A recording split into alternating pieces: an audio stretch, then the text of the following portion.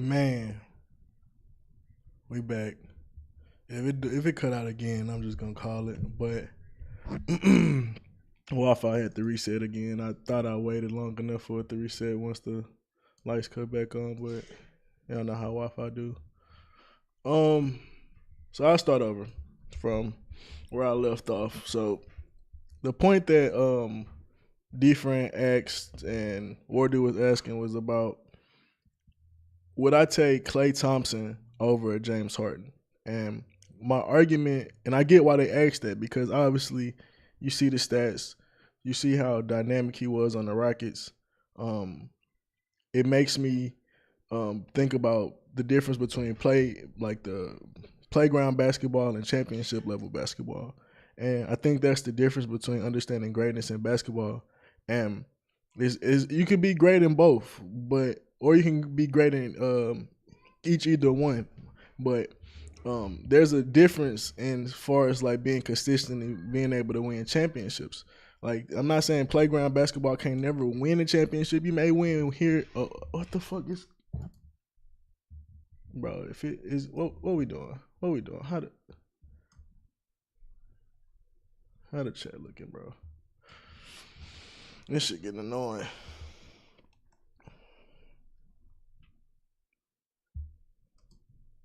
Let me see. Over at James Harden.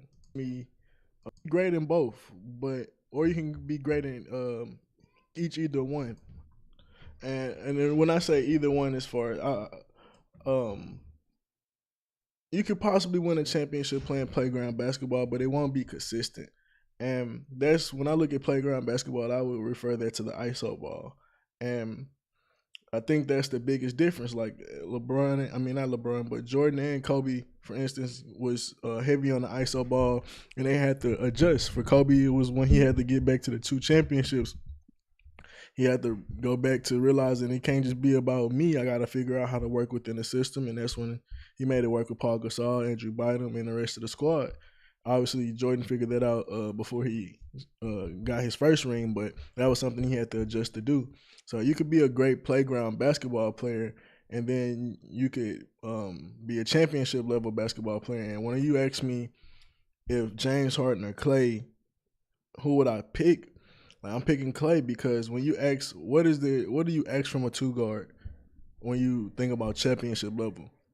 You need them to defend the point guard or the shooting guard, whatever the best backcourt is.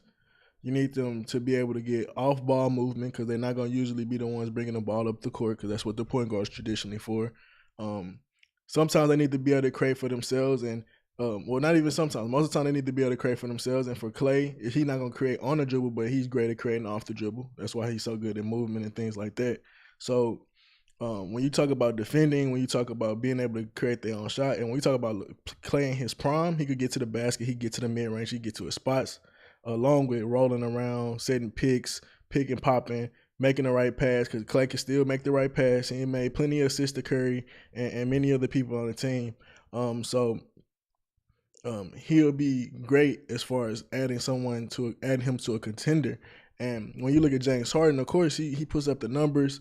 He got the playground numbers. He got the 2K numbers. But when it comes to championship level, a lot of times they end up, when that philosophy goes up to against other teams, they end up basically isolating out your team where you can do everything, but they're not going to get anything, and that only can go so far because you ain't got good ball movement. You ain't got too many rotations, and at the end of the day, you can only attack us so many ways with you bringing up the ball ISO. And that was James Harden's biggest reason why he couldn't really get a championship. And even let's say if Chris Paul stay healthy, yeah, he may get one championship, but he's not going to go on a 3P. He's not going to go on a 2P with that philosophy. So that's how I look at it. Like, and then if we look at the numbers and things like that, when him putting up all them assists, that's him being a mix of point guard and shooting guard, that's cool. But when we talk about two guard, I'm just fine with taking Klay over James Harden. And the reason I can say that is it's a lot of different players even still today or in mine that we can look at as far as like Jimmy Butler. Jimmy Butler, when he was in the Bulls, he was a dog. He could get a basket anytime he wanted. He would drop 20 plus a night whenever he wanted. He was the truth. And when it came to championship level play, you'll see him step up in playoffs. Like he ain't never won a championship or anything like that, but you see him step up. And later on with the Heat, I feel like it even makes his case better. Like obviously not a champion, but he shows a championship level player as far as like being able to lead a team when they need him to step up. Is he the best at that? Maybe not. But at the end of the day, when you see him on the Heat and how he able to carry the team when the playoffs is needed, is crazy how he can cut it on during the playoffs. And no, that don't make him rank high in my list because obviously you need to be able to do it in the regular season and translate it into the playoffs and stuff like that to be considered as great as these dudes because obviously they did it in both. They did it in both. They wasn't just one in the or picking one or the other as far as the regular season or the playoffs. They dominated in both in their prime. So, but Jimmy Butler's a great example of that. He's not gonna put up the numbers, but when they talk about playing defense and playing his role, he's gonna do that greatly. And he's still a leader of that team, if not probably considered the best player or the player they gonna if they need them to pull them out of a situation, they gonna look to Jimmy Butler over Tyler Hero. And that just go to show there's a difference between that dude that's gonna put up a bunch of numbers versus that dude that's gonna step up in the playoffs. And do what's needed from his position and what real playoff basketball and what real teams and systems need. And obviously another example of that is Rondo. Rondo not gonna put up crazy offensive numbers, but he gonna play defense. He gonna make the shots and take the shots that he need. He gonna get to the basket when he need, and he gonna make all the right passes. And for like statistically wise, would you take Steph Curry or would you take Rondo? And I know a lot of people fucking love Rondo. There's a lot of Rondo fans, and call me crazy. Call me crazy. I'm not saying it's a given that you take Rondo over Curry, but there's an argument to be had when you talk about championship level basketball as a traditional point guard. You may take Rondo. Now, obviously, Curry 3-point you can't fucking deny, but only reason I even bring up Curry is just because I think he belongs in those ranks when it comes to point guard, even though he don't have the numbers. Like you might not put him with a Chris Paul because Chris Paul gonna drop 30 or 40 a night. Any given night, and you may not ever get that from Rondo. But at the end of the day, I feel like he's just as impactful and know what to do as far as that nigga may have 20 assists and 20 what the nigga had 20 assists and 20 something else. I forgot. It was something crazy, but he used to have crazy numbers and may have like 10 points. But if the team needed him to drop some threes, he will. If the team needed him to get to the basket, he will. And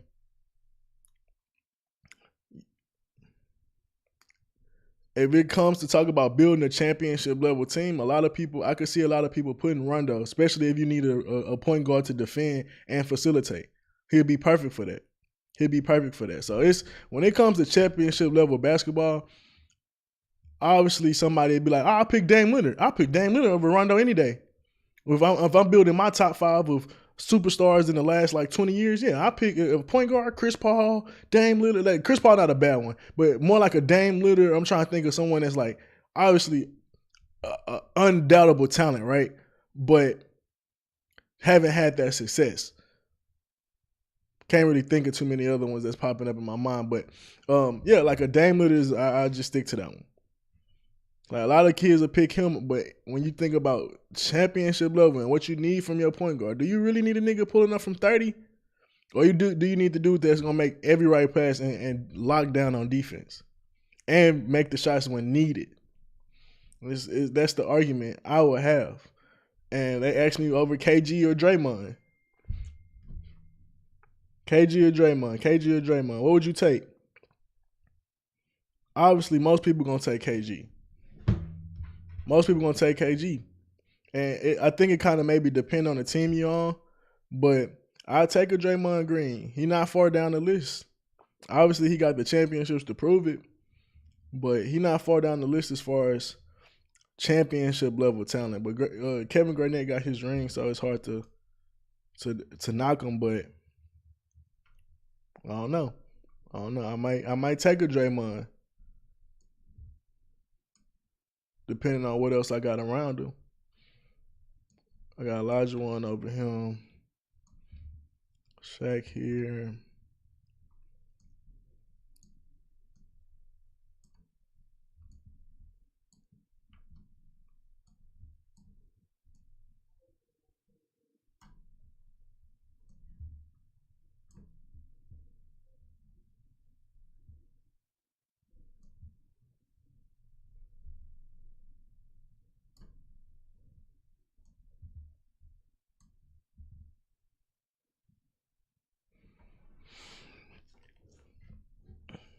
So maybe I shouldn't say who's the better player, but when it comes to what I think a championship level player, what you want from them, I feel like you may take these dudes over LeBron.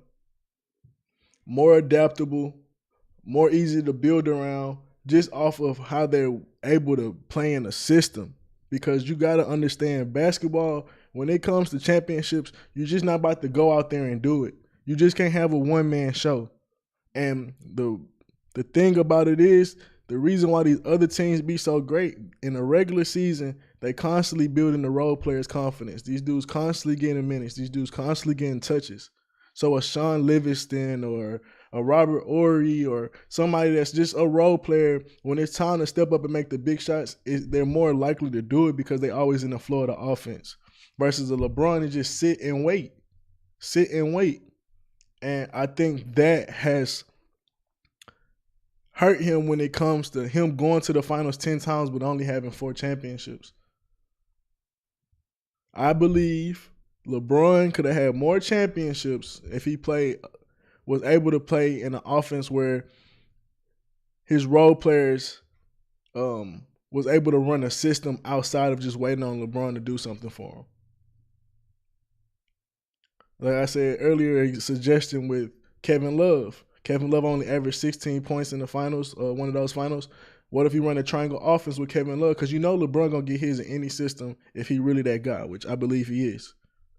So it's really about getting them role players and your other stars in a system where they know where, hey, I get to this spot, I do this, I do that. I'm gonna be comfortable and I'm gonna be ready to dominate in the game. Versus me sitting in the corner, I may get the ball, I may not get the ball, I may get 10 touches this game, I may get 5, just depending on how the defense want to play it. And regardless of the fact, it's just like, well, maybe I'm hot from the 3 today, maybe I'm not. But he not banging down low, he not sitting in the post. He not even touching the ball because it's like, let's say he in a triangle. He ain't even got to shoot, but the fact he hold on the ball, he like, oh, maybe I could do this next time I get it. He kick it out. So next time you bring it to him, he like, oh, I got this move ready. So maybe that 16 go up to 25, 30, or I ain't going to say 30, but 25 plus points a night on some Paul Gasol shit. Like Kevin Love had the talent to be able to kick it, be able to play on the mid-range, be able to play down low. We seen that when he was in the Timberwolves. So, and I say the same about Shaq. I feel like if Shaq, first of all, Shaq had a few reasons why he didn't have more championships. It was a little bit of the ego, and same for Kobe. It was a little bit of the ego, along with his lack of endurance. So honestly, it was about 50-50. His ego and his endurance. His endurance, because off endurance alone, he would have still been dropping 30 plus in the finals, or 30 plus in the playoffs if he kept and stayed in shape. Like Shaq prime ended a little too early, but the fact that he got 5 in his prime, hey, who gives a fuck? I mean, not 5, but he got 4 in his prime. Who gives a fuck? But then you talk about his ego. It kind of maybe, let's say that kind of pushed Kobe over the edge to want to dominate and be his own dude. Maybe if Shaq was more just chilling on the ego thing, maybe working harder, because another thing they say about Kobe and him, he ain't work hard enough for him. Maybe they could work and bond to get even more championships together. So it's critiques on a lot, not a lot, on some of these dudes on why or how they could have possibly got more championships. If KD stayed with the Warriors, he'll have more chips. It wouldn't be as respected. But also, I feel like if he stayed with OKC and grinded that out and figured that out, because they weren't that far away. They weren't that far away to me. He'll be more respected. So it's little things. I feel like a few of these guys where you could critique them, and I know people kind of get stuck on, oh, you hating on LeBron, but I got a critique for a few of the dudes. And Jordan didn't retire, obviously. Maybe he get 1 or 2 more rings. Maybe not. If the Bulls management don't let him go too early, we just seen the conversation about the Bulls management. maybe he gets some more rings, and we can't go back in the future, but so little things about everybody consider why they could and couldn't have more rings. But going off when they had the chance to win it, LeBron had 10 chances. Maybe one or two of them excusable, but it happened. But yeah, when it comes to this race, it's very close, and one championship could have easily have him in the top five, of course. Curry before last year probably would have been under Larry Bird. He got one organic ring and then he got two ring chasing in my mind. So he could have been right there with Larry Bird and D Wade. But that championship where he did it with Andrew Wiggins and a wobble Klay Thompson, you got to salute to it. So, yeah, I mean, it's a good conversation to have, but everybody not championship level or quality players. And it's more due to their game and or their ego not being able to buy into a system.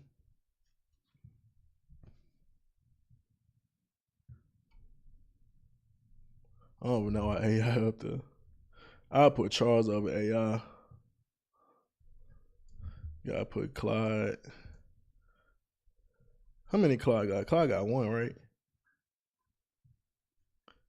I don't think he was there the first year with the Rockets. I don't remember.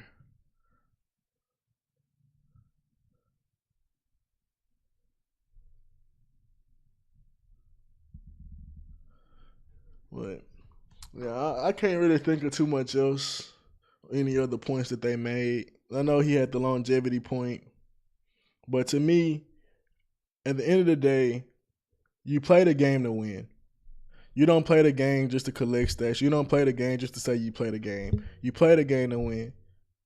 Like I mean, you could play the game just because you love it, but who loved to lose? Like at the end of the day, you play the game to win. If you've been in the league for 20 championships and you've been the GOAT, maybe you should have 7 to 8 rings. If we want to bring in that longevity conversation, because to me, I'm trying to think of a rapper that's been in the game that's still like relevant, but like no hits.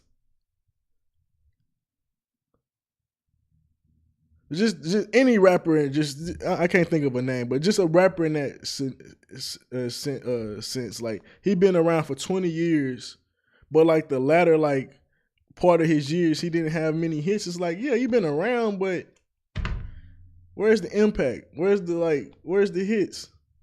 And I'm not arguing that LeBron ain't been going to the playoffs. He ain't he got the bubble ring, like he done some shit, but if you ain't winning rings the last 20 years, who cares? I mean, not the last 20, that's crazy, but the last whatever your years, like who cares? The latter of your years, who cares? Like Jordan had a 6-year window and he dominated. Well, 8-year window, I should say, and he dominated out of 6 out of 8. LeBron had a 10-year window where he had a chance to really count them up. He only came out with 4. And it's arguable if he had better performances. Let's look at LeBron, bro, because we never did look at LeBron stats. LeBron. Oh no, I want to look at Heat 2012 or something. 2012, 2013.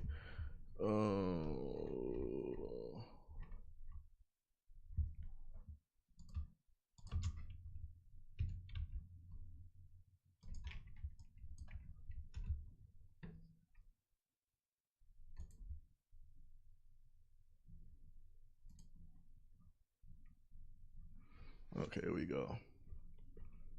Oh, that's because I ain't got the whole thing pulled up. All right. So, player statistics. This is the year they won, right?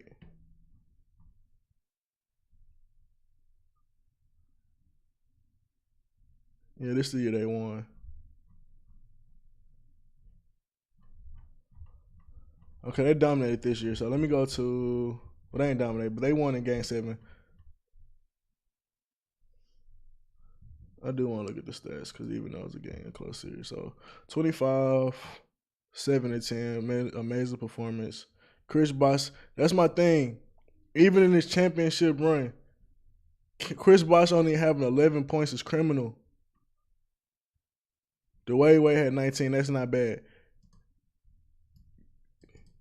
This is the main primary facilitator of your offense. 25 is great. Well, if you're gonna be the main facilitator, you got to make sure Chris Bosh getting more points for an easier win. I'm just being honest. Chris Bosh was that dude. Let me look at Chris Bosh on the Raptors. Let's see what he was averaging.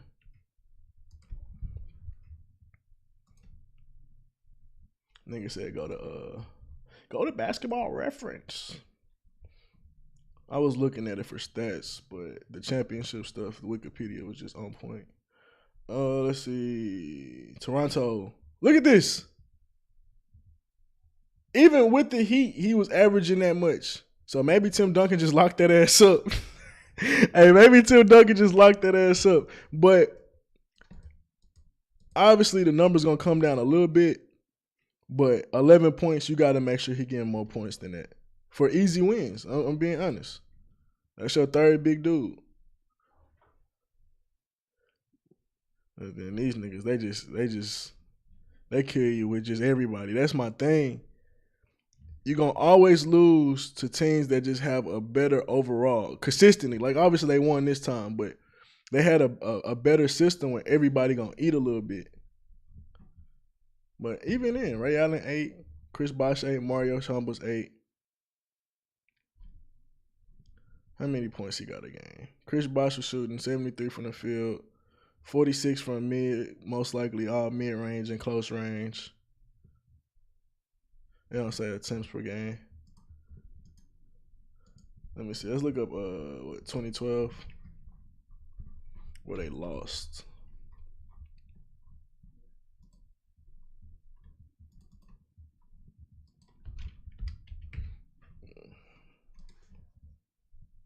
Why you want to play me when I keep it 2-player?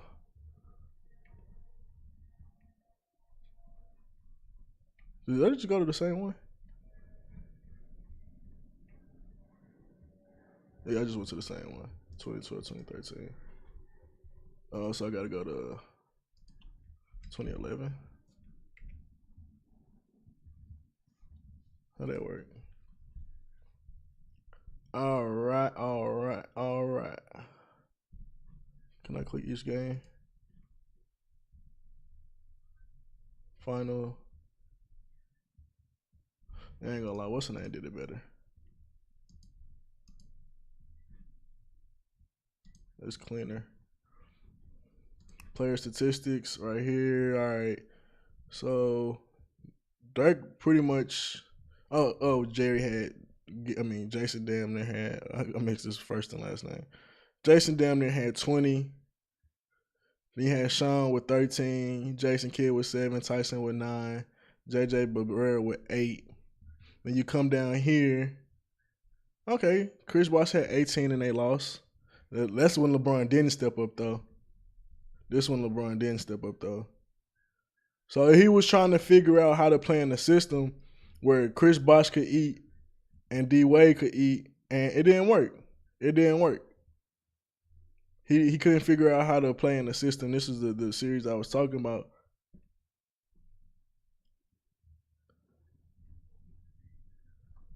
And I think that contributed to his lack of success in this finals and the lack of success in many other finals. Because it's either him or somebody else just not going as far as a key player not going to eat. Like you can have one other co-star with LeBron, but that third player, a lot of times they're not going to know what to do if LeBron not playing in a system.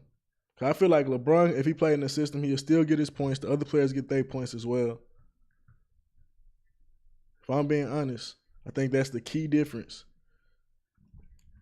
Obviously, we know he did bad this series. So 2012. So then we gotta go to 2014. 2014, I think. Did he win back to back?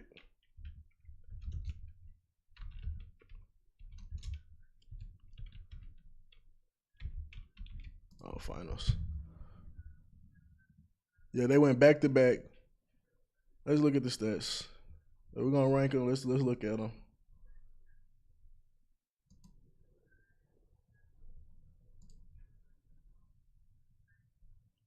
Player statistics.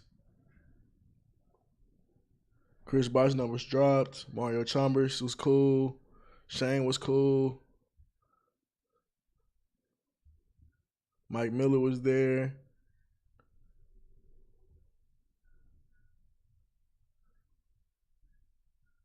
They just dominated.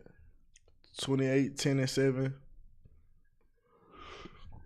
Durant was balling. Russ was balling. But this is an example of where it was just talent versus talent. And I would say age to win out versus just system, because the Thunder really didn't have a system that they ran. It was kind of just either KD or Russ or Harden at times just making plays. And I feel like it was the same with this team. And obviously D Wade and LeBron outclassed them.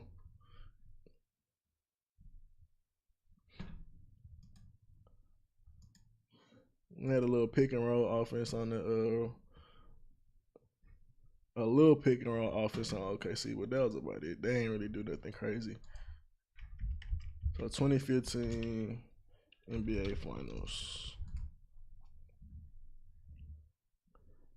What the fuck am I? What am I missing in history? Oh, I can just go back right here. Okay, then they come back and get swept. Like, and this is the example of, to me, this is the example of you can win consistently. I mean, you can win as that, like I said, NBA, street, or just playground talent. But when you come up against a team that's fundamentally sound, it shows. So 2013, they barely won. Like, keep in mind, 2013, it came down to a Ray Allen three-pointer. Like, to clutch it. I think they was about to lose in they was about to lose in 6 games, right? If I'm not mistaken. We can go back. Game 1, Spurs. Game 2, Miami, 1-1. Damn, Mario Chalmers stepped the fuck up. Game 3, Spurs whooped that ass in San Antonio. So the Spurs took one at home, which that just shows a little bit of dominance right there. The Miami Heat had to win game 2. Spurs came back home, won game 3. The Heat pretty much had to win that game because they lost one on the road. If they lost that one, it would have been 3-1. Spurs came back 3-2. Then, yeah, they were supposed to win this game and beat them in 6. So, let's be real. LeBron, just how easy LeBron could have had a ring, he could have get one taken away. That's why I don't like getting into that argument of like, oh, if Kyrie wasn't whatever. It's like, it's a lot of things that shake up a lot differently when reality come to play. So it's hard to make them arguments. Oh, somebody, my boy AD friend in the chat. Iguodala over Melo. Iguodala over Melo. If Curry wins 2 more rings, he'll be at 6. But 2 of them I wouldn't really fuck with. Right there. If Curry wins 2 more rings, I put him right there because the rings with KD, bro, is so fraud. Like, honestly, if they don't do that, LeBron could have another ring. Or whoever, I don't know if KD stays in OKC, they may get a ring. But I don't know how. If KD don't go to the Warriors, it's a chance they don't make it back to the finals. It's a chance they do. It's a chance they don't. But they were down 3-1 to OKC. So then they had to go get. They were down 3-1 to OKC. came back and won that game, then was up 3-1 and blew that one. So it was just embarrassing. Like, you shouldn't be down 3-1 to a team, and then you shouldn't blow a 3-1 lead. So that whole season had questions around it. Then the next year they go back and get KD. They go and get KD. So out of two of those rings, it's just Clippers. Yeah, because they was in a prime. I always like to bring up the Lakers with Steve Nash and Dwight Howard and all them. That was a miserable fail, but Steve Nash was kind of out of his prime. The Rockets, when we got Charles Barkley, that didn't work. Who else? The Nets. The Nets probably are the worst one. Just because, like, they never. I mean, it's worse because of just how it all ended out. It was a little due to injury, COVID, all that. It's a bunch of different shit. But the Nets, on paper, they got to be the worst one, because the Clippers still got a chance. And I feel like the Clippers' biggest thing is injuries, of course, but at least they still around. But how the Nets ended,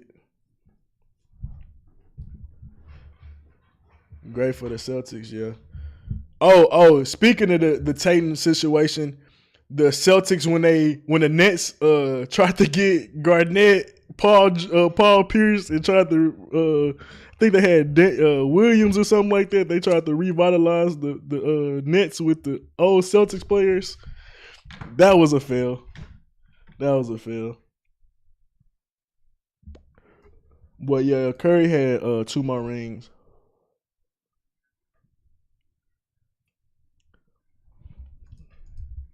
But being honest, LeBron almost lost this one.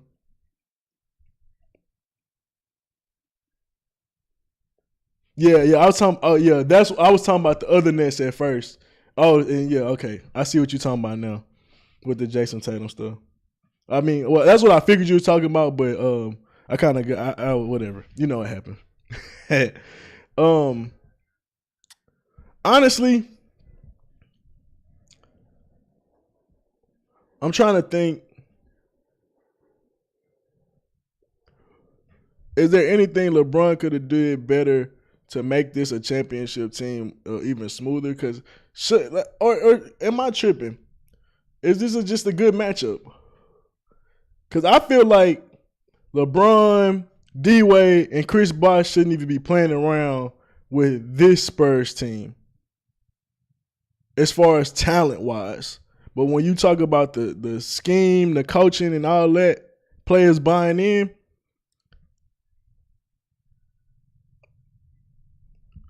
I don't know. I don't know if how much should I put that on LeBron? 2013.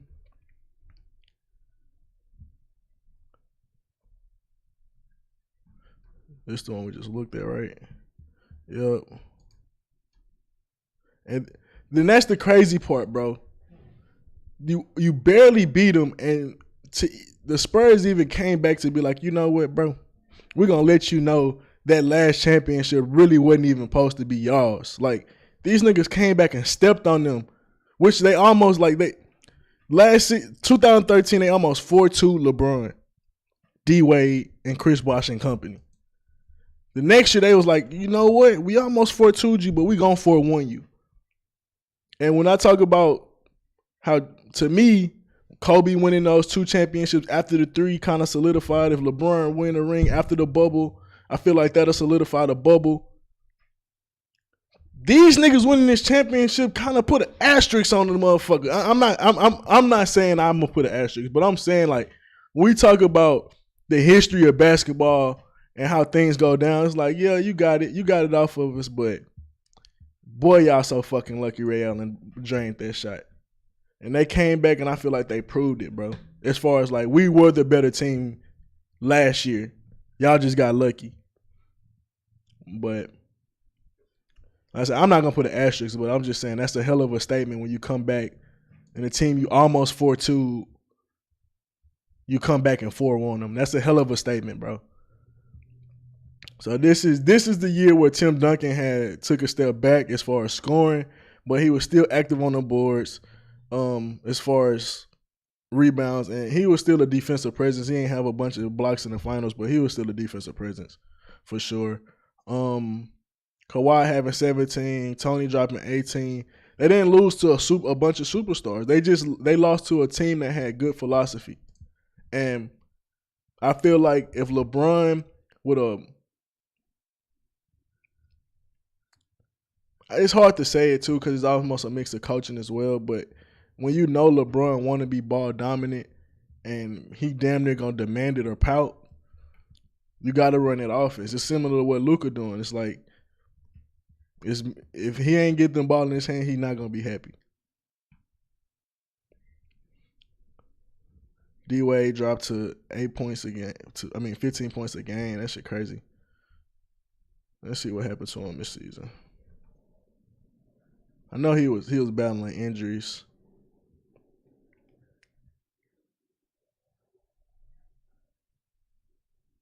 Before the season of 2013,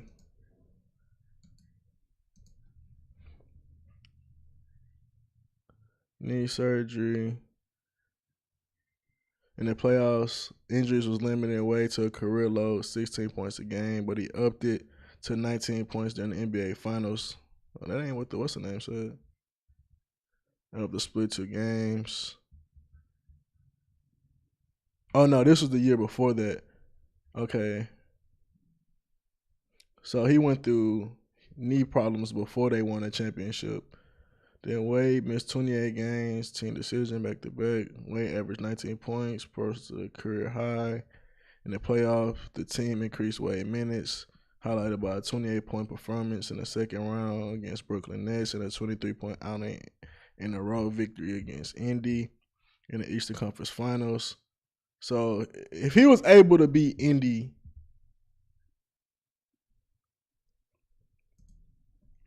he was healthy enough to go in there with the Spurs. His best playoff percentage since 2010. Then the Heat lost. It didn't say nothing about injuries when they lost. What was I on this? It didn't say nothing about injuries when he lost. So once again, I think that's a lack of system and a lack of chemistry. Like they had enough chemistry to win a championship just because they talent alone. Like you got to be able to put something together when you got that type of talent, right? But the reason you see inconsistencies in one series from Chris Bosh or another series from D Wade or another finals from, I meant to say finals, not series, from LeBron is because they didn't have a system where they all got comfortable with, and they was together for over 4 or 5 years and they never ever got comfortable with each other enough to be consistently putting up the numbers they need to do to be a championship just winner more years. There's no reason you should be down 4-1. There's no reason you should be down 4-1. But the reason they could do it because they ain't really have to worry about nothing in the East. Boston was old, and you had the Pacers, but you just had to outplay them as far as greatness. Paul George gave him a hell of a game. As far as Lance Stevenson gave him a hell of a game. What's that boy name? Roy Hilbert gave him a hell of a game back in the day. But at the end of the day, those 3 wasn't going to be better than your 3. So you win that. But then when it comes to that championship level, when you really get tested by another philosophy that's not just about out-talenting someone, they get challenged. And then the inconsistencies of the team start to pop up. Look at it. Who he lose to? Who has LeBron historically lost to? Teams that play better team basketball than him. Not that they had a better player on the other side. They had better team play, like just team play. He lost to the Mavs. Dirk wasn't better. Jason Terry wasn't better. And that was their number 1 and 2. They're not better than LeBron and D Wade, but they outplayed them as far as team players. Outplayed them as far as moving the ball and getting the ball in everybody's hands. And that matters when it comes to these finals. He lost to the Spurs. We already know how they extra kick it, extra pass it, pick and roll you to death. Make the extra pass. Then he lose to the Warriors. Even the years we looked at the Warriors, let's go into some of them Warrior years. It's like even when he had KD, it was KD had 30. LeBron had 30. Curry had 26. Kyrie had like 29. I don't know if Kevin Love played that series. He might have, he might not have. But outside of that, your best two players match up with their best two players, and then after that, everybody else is about team play and role players. So even then, LeBron versus Kyrie or KD versus Curry. A lot of people taking LeBron versus Kyrie when you talk about the better two players, but who can play better team ball together? KD and Curry all day. KD and Curry all day. Why? Because they game obviously facilitates that, but they also willing to play off the ball. Kyrie was willing to play off the ball. Kyrie didn't mind being a point guard or a shooting guard. Kyrie don't care. He gonna get his buckets. But outside of Kyrie, other people not gonna eat because they ain't used to getting the ball consistently in their hand, touching the ball consistently in their hand, and that's where those Cavs teams fell short. Because it's either LeBron or Kyrie gonna get theirs, and then everybody else just wait on it. And as I said, he lose to good to great teams, and that's a salute to him being good. It takes that amount of team to put him out, but that's also a con against him being so ball dominant. It makes it hard for him to win. LeBron versus the Cleveland Cavaliers. I mean, LeBron and Cleveland Cavaliers versus the Warriors. This is where what's the name got hurt, but they got a little synopsis. So let's just look at this because, like I said, we here for LeBron. We're gonna spend the most time on him. Cleveland, they lost in overtime. LeBron dropped 44. God damn, Curry only dropped 26. Let me see. Let's get another one of these going. Because I want to look at something else. We in 2015.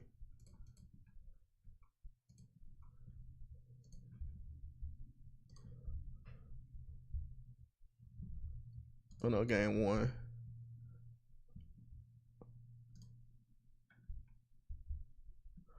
Why don't yeah, the player stats, but I want the stats for each game.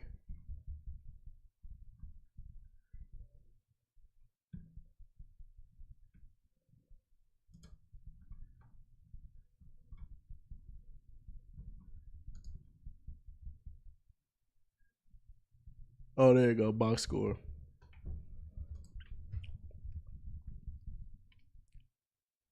Bro, what the hell?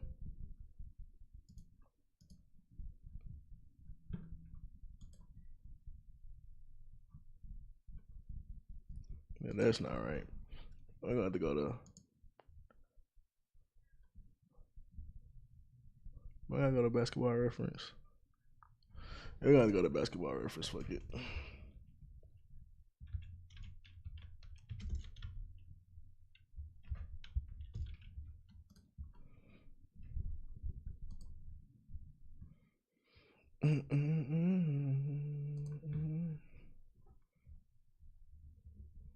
Okay, so let's look at it. Kyrie dropped 23. LeBron dropped 44. Amon only dropped 6. Timothy Mongrel had 16. JR had 9.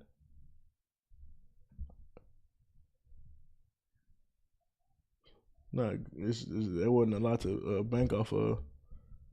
So Kevin Love was out this series. It's a tough L, but I still feel like you put this team in a good system. You still got the players. JR could knock down shots. Deladova knocked down shots at time. Iman could knock down shots.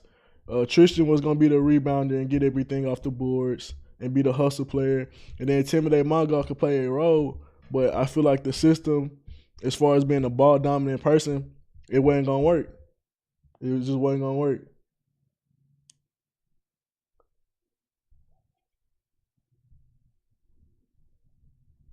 Versus you got them moving and kicking it. Oh, they didn't have LeBron plus minus. Then we go to Curry and the boys, 26 and 21. Just like they just beating you. They're not beating you because they got more stars. Like Draymond dropped 12, Harrison dropped 11. You telling me J.R. Smith not capable of dropping that a game? He had 9. You telling me Shump not capable of doing that in the game? They used to do that on the Knicks. They could drop that. And the reason I feel like they not stepping up here is because they so used to just being in the corner, not being playmakers, and just waiting on LeBron to give it to them. Whether it's on a kick out or something like that, but they didn't have good off-ball movement. They didn't have a lot of backdoor cuts and stuff like that. Because it's one person going to hold the ball. You need everybody for to have that type of great finals offense like that. You need everybody moving. You can't just have one ball dominant person because it means it's only so many rotations you're going to do with the ball. So when I look at this different, it's like I'm blaming the isocentric nature of losing games like this versus it just being a better team. Especially Zealy dropping 8, man, that's because he was confident all season of getting the ball. He can step up 1 or 2 games in the finals. Versus the dude that's been sitting in the corner all season, you may not ever get a game from him. You may get a game where Sean Livingston dropped 15 points. Why? Because he was doing something in the regular season all season. Versus just sitting in the corner and waiting. Game 2, they won this one. The Cavs won this. And that's the thing. Kyrie was out and they won this game. Kyrie was out and they won this game. So they could win without Kyrie. LeBron and the role players around him could win without Kyrie. It's just the system that they had wasn't going to consistently do that. It was either going to be a hero ball, and you're going to need a few dudes to step up, and if that don't happen, it don't happen. But if you got a good system, it's more likely and it's more inclined for your role players to step up. Matthew Dellavedova had 9, Timothy had 7, JR had 13, James Jones had 8. And obviously LeBron went fucking ballistic. That nigga went fucking ballistic. Hold the fuck on. 39, 11, and team rebounds, 16, my fucking God. Ballistic. But look at this too. Wasn't that efficient. 11 to 35, 3 or 14. He was playing hero ball. He wasn't playing great basketball. So that could have been an easier win if he would have played more efficient basketball as far as not trying to force it. And he could have. We know LeBron can be what do you call that? What do you call that? More efficient. We know LeBron can be more efficient than that any day. Like, how often does shooting 31% from the from the field goal gonna get you a win? Not consistently. It can get you a win when you're LeBron. You can get you one. But how consistently is it gonna get you one? And that's the problem with the system. And yeah, I know people gonna be like, oh, he was overexerting himself because of Kyrie. Didn't need to do it. He was a negative. He was that 30. Let's be real. I know plus minus ain't everything, but his 31 evened out. If he would have played better, they would have won by more. Essentially, that's what the plus minus is saying. If he would have played more efficiently, this would have been an easier game.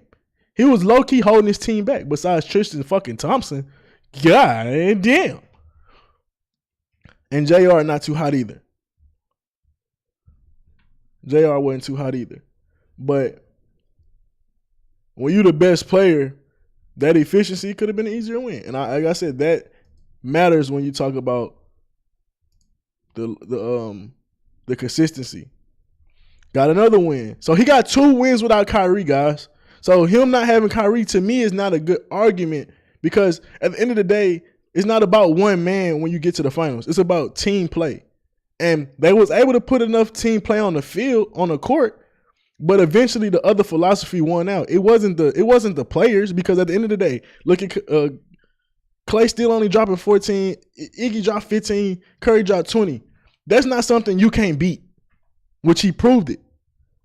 It's not something you can't beat. He dropped 40, Deli dropped 20, Iman dropped 3, which I really feel like Iman could have been utilized a lot better on his team in the regular season, which would contribute to more in the offseason. I mean, in the postseason.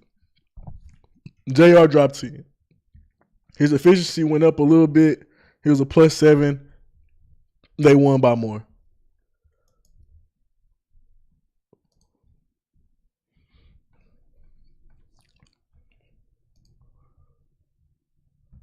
They lose this one 103-82 because the Warriors are eventually going to figure it out. And it wasn't because, it's crazy offense. Iggy dropped 22. Steph dropped 22.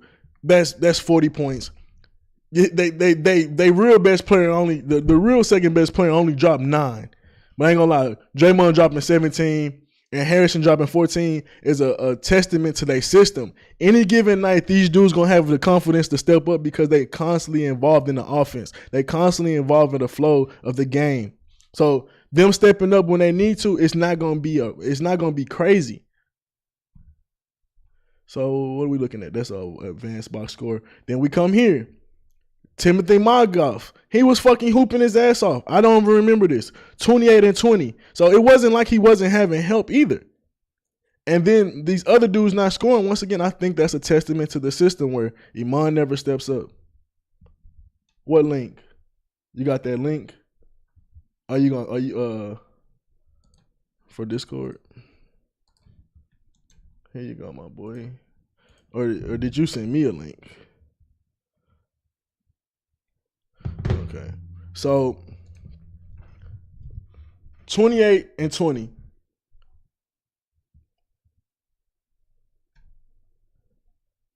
JR inconsistent. And obviously Iman still inconsistent. Oh, you sent me a link? Okay.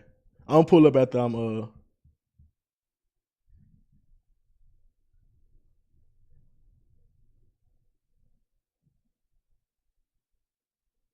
You live streaming right now?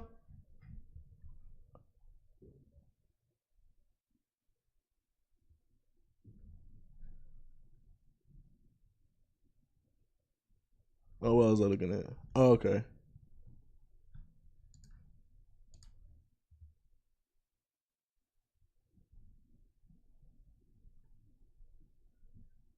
Let's see. What link you sent?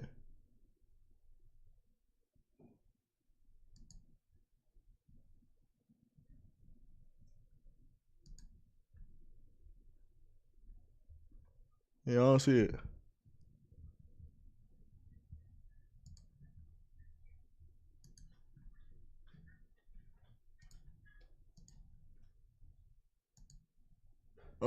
But yeah, while I'm waiting on that link, let me see.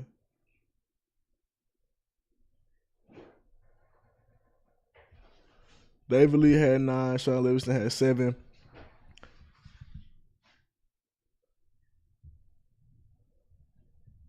It said I can go to the next game from up here. I remember. Oh yeah, next game. Then they lose another one. So this is what now? What's the series? 3-2.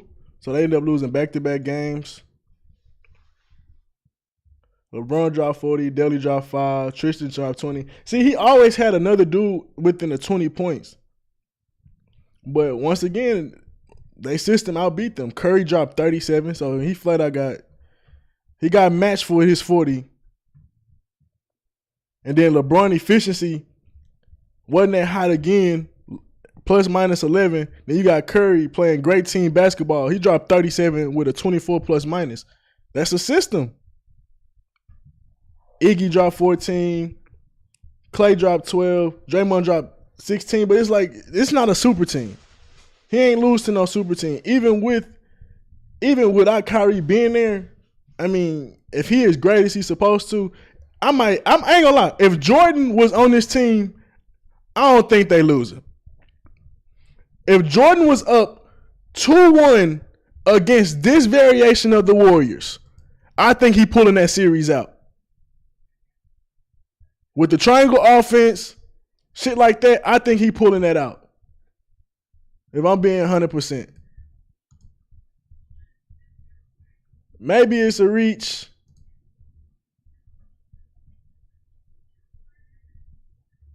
Discussion that we constantly have when it comes to LeBron is losing record in the finals, because for some reason we have changed the math on stuff that if you're not going to win the championship, you are better off losing early, and that's all. So my point to that is that's like some weird world where people get into the weeds of shit. In my mind, you lose early. Who cares if it's the difference between losing in the first round and losing in the sixth? Don't fucking matter. It don't fucking matter because the team you could have lost to could have win the finals in the first round. So are we making an exception to that then? It's like, well, you did lose, but you lost to the championships and the champions in the first round. So if you'd have beat them in the first round, hypothetically, you probably would have said you would have won the championship. So really, the championship was in the first round. Hey, people say that all the time. Certain games, certain interesting finals will happen in the Western Conference Finals, or because they know whoever win out of the Western Conference Final going to sweep the East, or vice versa. That happens all the time. So yeah, I mean, I get it. It's like, yeah, he went to the finals, but that's more of a testament. He went to the finals 10 times. That's more of a testament to the East being weak to me. So I'm gonna finish him out in service of Michael Jordan. If you believe 4-0 in the finals would be better than 4-6, I don't think you understand any basic. 4-0 versus 4-6 is 4 championships. No one's looking at LeBron and saying you lost 6 championships, so you should be under someone. No one cares like that. It's you had 10 opportunities to win. You only won 4 of them. So when we look at the category of where we rank you, there's people that done better. And my thing is, like, let's say with AI or Elijah Wan, you can make the argument that they didn't put a team around him to make it to the finals or have a championship contender team. LeBron had a championship contender team for 10 years plus, 10 years straight, but then he had other years in between that where he might have been a championship contender and we still like, oh, he went 6 times. It's like, he went 6 other times. That don't really matter to me. Honestly, it don't matter to me. Like, Jordan going 6 times out of 6, that's a flawless record. So yeah, it makes a different conversation because he's 6 out of 6. But he's literally the only one we look at like that. He the only one. Like Magic lost to Bird. Isaiah Thomas is, before Curry, was considered the 2nd or 3rd best point guard of all time. And he only had 2, and he lost plenty of times. Like, but he was still considered one of the greatest. But at the end of the day, if he would have won against the Celtics, before his 2 championships or won after his 2 championships, he would have been held in even higher esteem than what he's held now. So yeah, it's levels. Like, no one's taking anything away from you because you lost 6. Like, it's impressive you went, but it's not that impressive for us to be like, oh, it actually means something. Like, it's like, oh yeah, LeBron went to 10 straight finals. Cool. Like, all superstars have some type of great stat about them. Like, but that's cool. What did he do with it? When we really talk about it. I don't know. Elementary level logic test. And B, let's say the Lakers beat the Grizzlies and then win in round 2. And then they have a game 7 against Kevin Durant. And on the other side of the bracket, Giannis looks unstoppable. What you are arguing is, for LeBron's legacy, he would be better off losing a game 7 Western Conference Finals than winning it. If that then... That's no one's point. He's making up arguments that no one cares about. If LeBron gets to the Eastern Conference Finals and lose or win to the Kevin Durant, great. If he loses to Giannis, then it's like, well, you lost to Giannis. Like, what are we talking about? Like, Why are we giving so much look and clout to somebody that came in second? Who cares? Who fucking cares? When we talk about greatest of all time, who cares? When we talking about, oh, he's better than Melo or he's better than some other dude, yeah, of course. But like Jordan, I don't understand. I don't understand. Like, are we giving him credit because he went to the Western Conference Finals like at 40? I mean, you can have it. You can have it, I guess. Like, I'm not gonna argue that. Like, but it's not gonna make me be like, oh, because what's the difference between him making it to the Western Conference Final and then not being able to win a championship?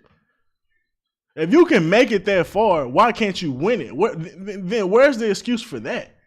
If you're the greatest of all time and you have a team that could make it to the conference finals, why the fuck are you losing if you're the greatest of all time? Like that's what be confusing me.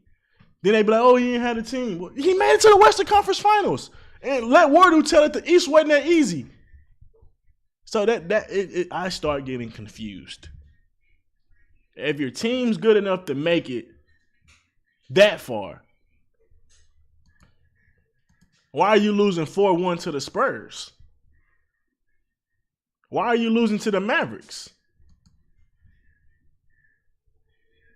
That's 6 out of the other 10. Then we get into the Warriors. Then you can kind of make cases for them there, but like I said, this series I think he could have won. If this was Michael Jordan, I think he would have won this series. If Jordan was up 2-1 against the Warriors, playing his championship system, I highly doubt it. I highly doubt it. If he had one other person getting 20 points a game, he good. He good.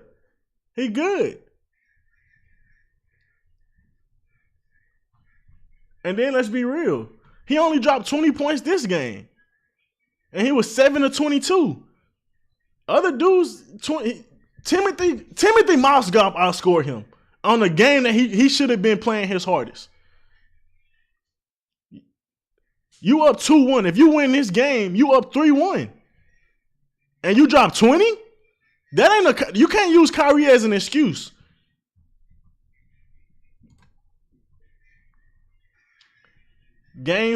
What's this? So now we in game 6. He goes off. He steps up. But every game he had somebody scoring at least 20 points. Then he had other dudes scoring 14, 10 and shit like that. But let's be real. If you got more of a system, you can have these dudes scoring points. Because let me see. How deep is they line up? 1, 2, 3, 4. So they line up 9 deep. They line up 8 deep. But you're really not getting anything from Mac Miller or James Jones. They line up really 6 deep.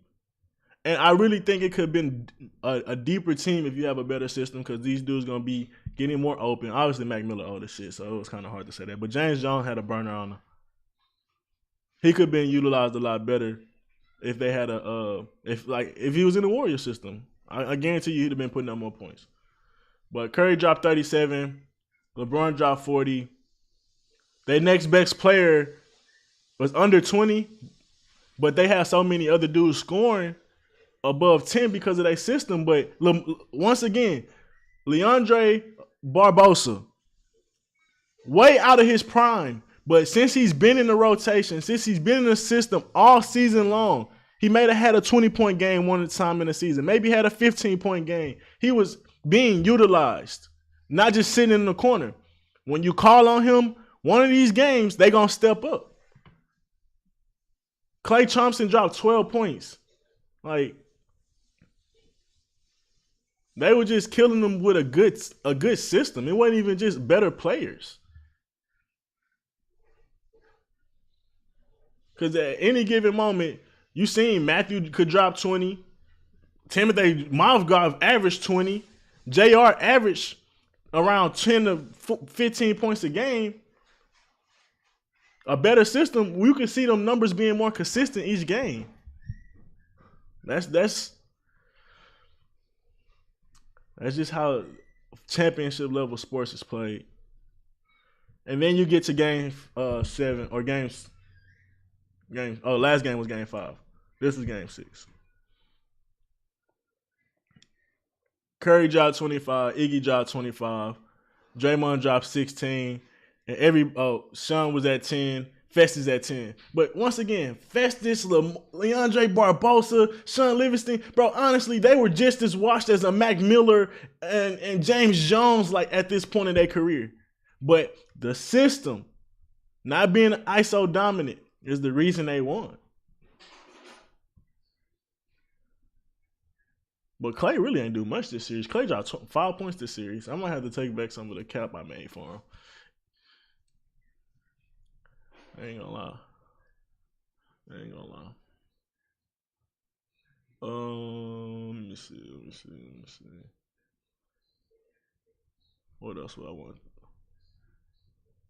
And then he was honestly under 40%, shooting horrible from 3-pointer that whole series, and he was damn near under 40%.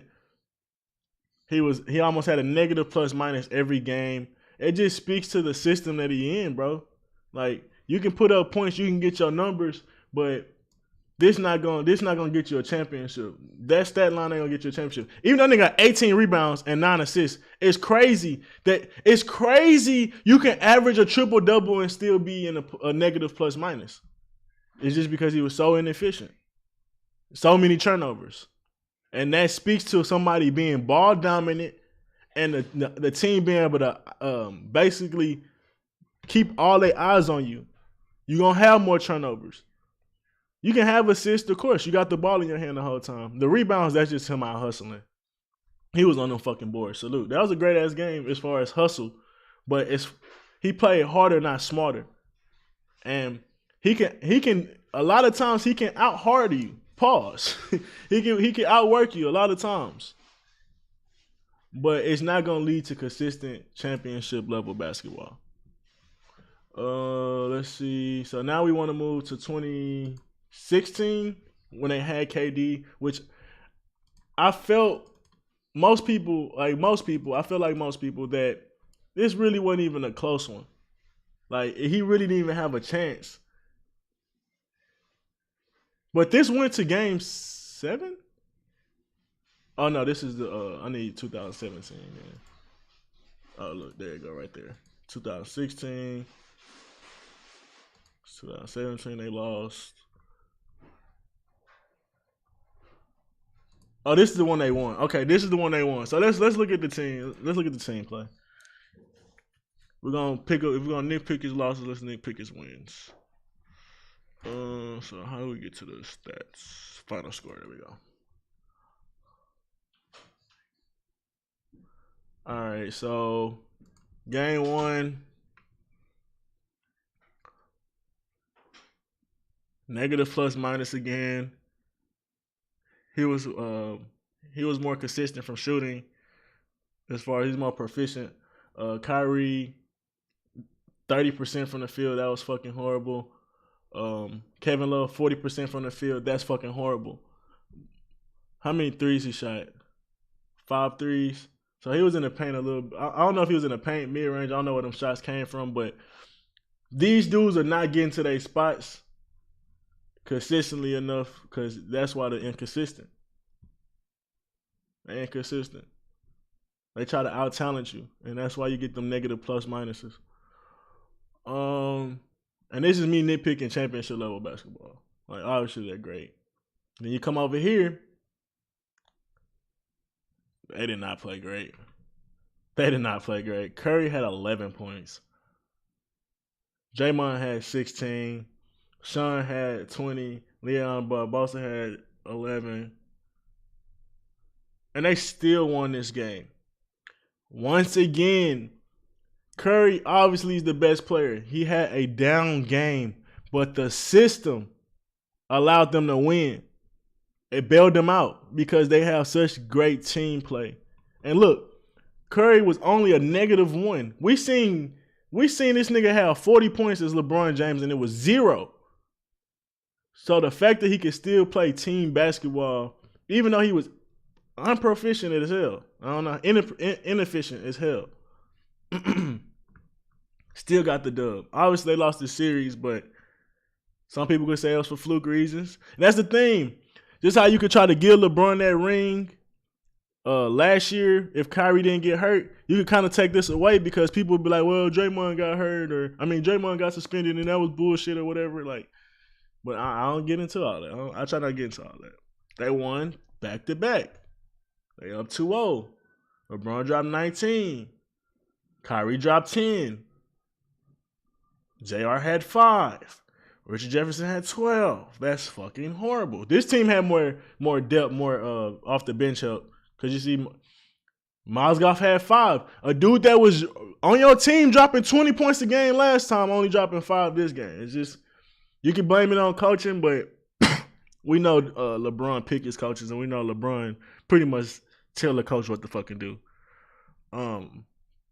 For the most part. But this all speaks to everybody having a bad game. Obviously speaks to the Warriors being good, but lack of system. Lack of system when it really matters. They D'd up on your ass, and that playground basketball didn't work. Draymond dropped 28. Harrison Barnes had 5. Clay had 17. Curry had 18. They just beat you with system. And honestly, they probably should have won this series. But they had the Cavs had to win this game, or he was gonna get swept by the Warriors, which would have been embarrassing, or at least gentleman's sweep if he lost this game. But this is one of them games they just probably outmuscled them. Kyrie dropped 30, LeBron dropped 30, JR dropped 20. They just out-talented them this game. But I guarantee you, it's not because of the system. But goddamn, look at them plus-minus numbers. They played their ass off. They put a good game of basketball together. Efficient. All of them efficient. All of it was efficient.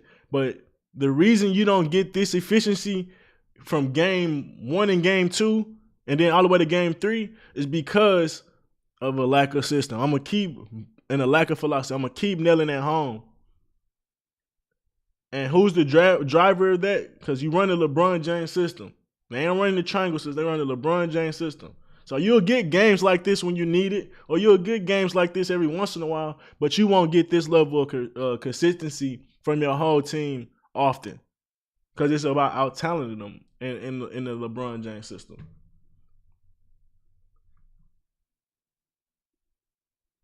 Look at it. Clay and Bogut didn't play well, but Iggy proficient, Sean proficient, Harrison proficient. He didn't. He dropped 18 this game. Draymond wasn't proficient, not this game, but when he dropped 28 the last game, hey, he got you a dub last game. You ain't gonna get that from Draymond every game, but obviously they're a little off, but it was an off night for them,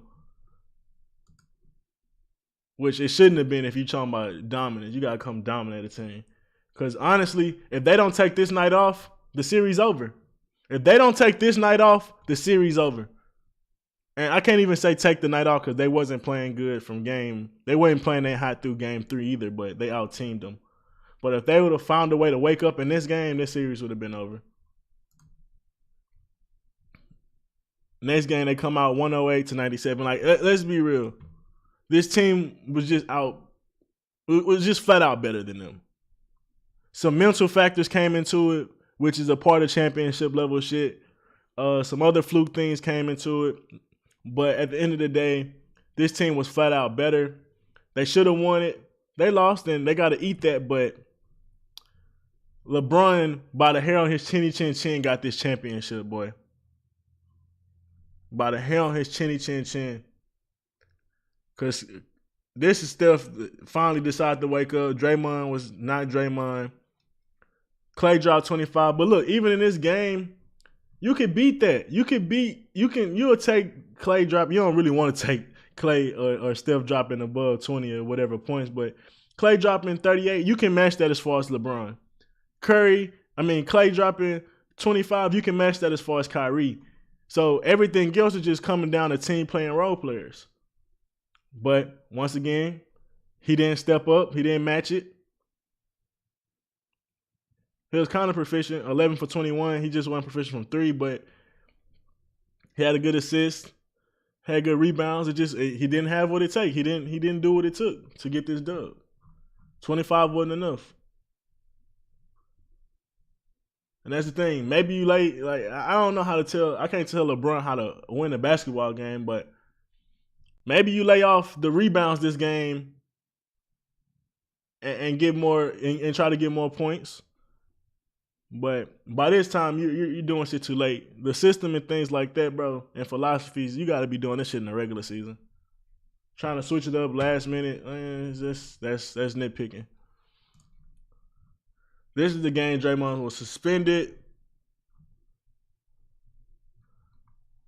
I think at halftime, I don't know if he got suspended at halftime, but Kyrie went bonkers, LeBron went bonkers. But look at that. Look at everything else. 6, 10, 2, 8, 4. It's like, okay. Obviously got them the championship, but that's living on dangerous territory. Clay had 37. Clay had 37. Curry had 25. Curry had to step up this game. If Curry would have matched him, if Curry would have matched Clay, it would have been a better game. But Kyrie was giving that boy the works. He couldn't play offense and defense. Not how Kyrie was eating. Then it comes down 3-3. This is when it gets there in their head now. Clay dropped 30. Curry still dropped 30. Clay dropped 25. Bobosa dropped 14. I could have swore Kyrie had dropped 40 back-to-back games with LeBron too. LeBron dropped 40. And then it's just good team play right here. They cut it on. They got confidence and they start cooking. And it's a game of momentum. And they figured it out. And once they got that momentum, it was a deadly momentum because a team blowing a 3-1 lead, bro, they start getting in their head, seriously. To a point, game 7 not even a thing, being honest. LeBron dropped 27. Kyrie dropped 26. JR had 9. They outplayed him. Draymond had 32. He like, bro, come on, y'all. Y'all wake the fuck up. Steph Curry went ice fucking cold. Clay went ice fucking cold. And that was just it. But you give it to him. I'm not gonna take it away from him. It was a win by the hair on his chinny chin chin, but you give it to him. I said I'm not gonna I'm not trying not to take too much away from that. Because even though Draymond went out, it's still no excuse. It's still no excuse from the Warriors, bro. Like, they really fumbled that bag. And that's the thing. I blame the Warriors more than I salute the Cavs because of just like they fumbled. They fumbled the bag.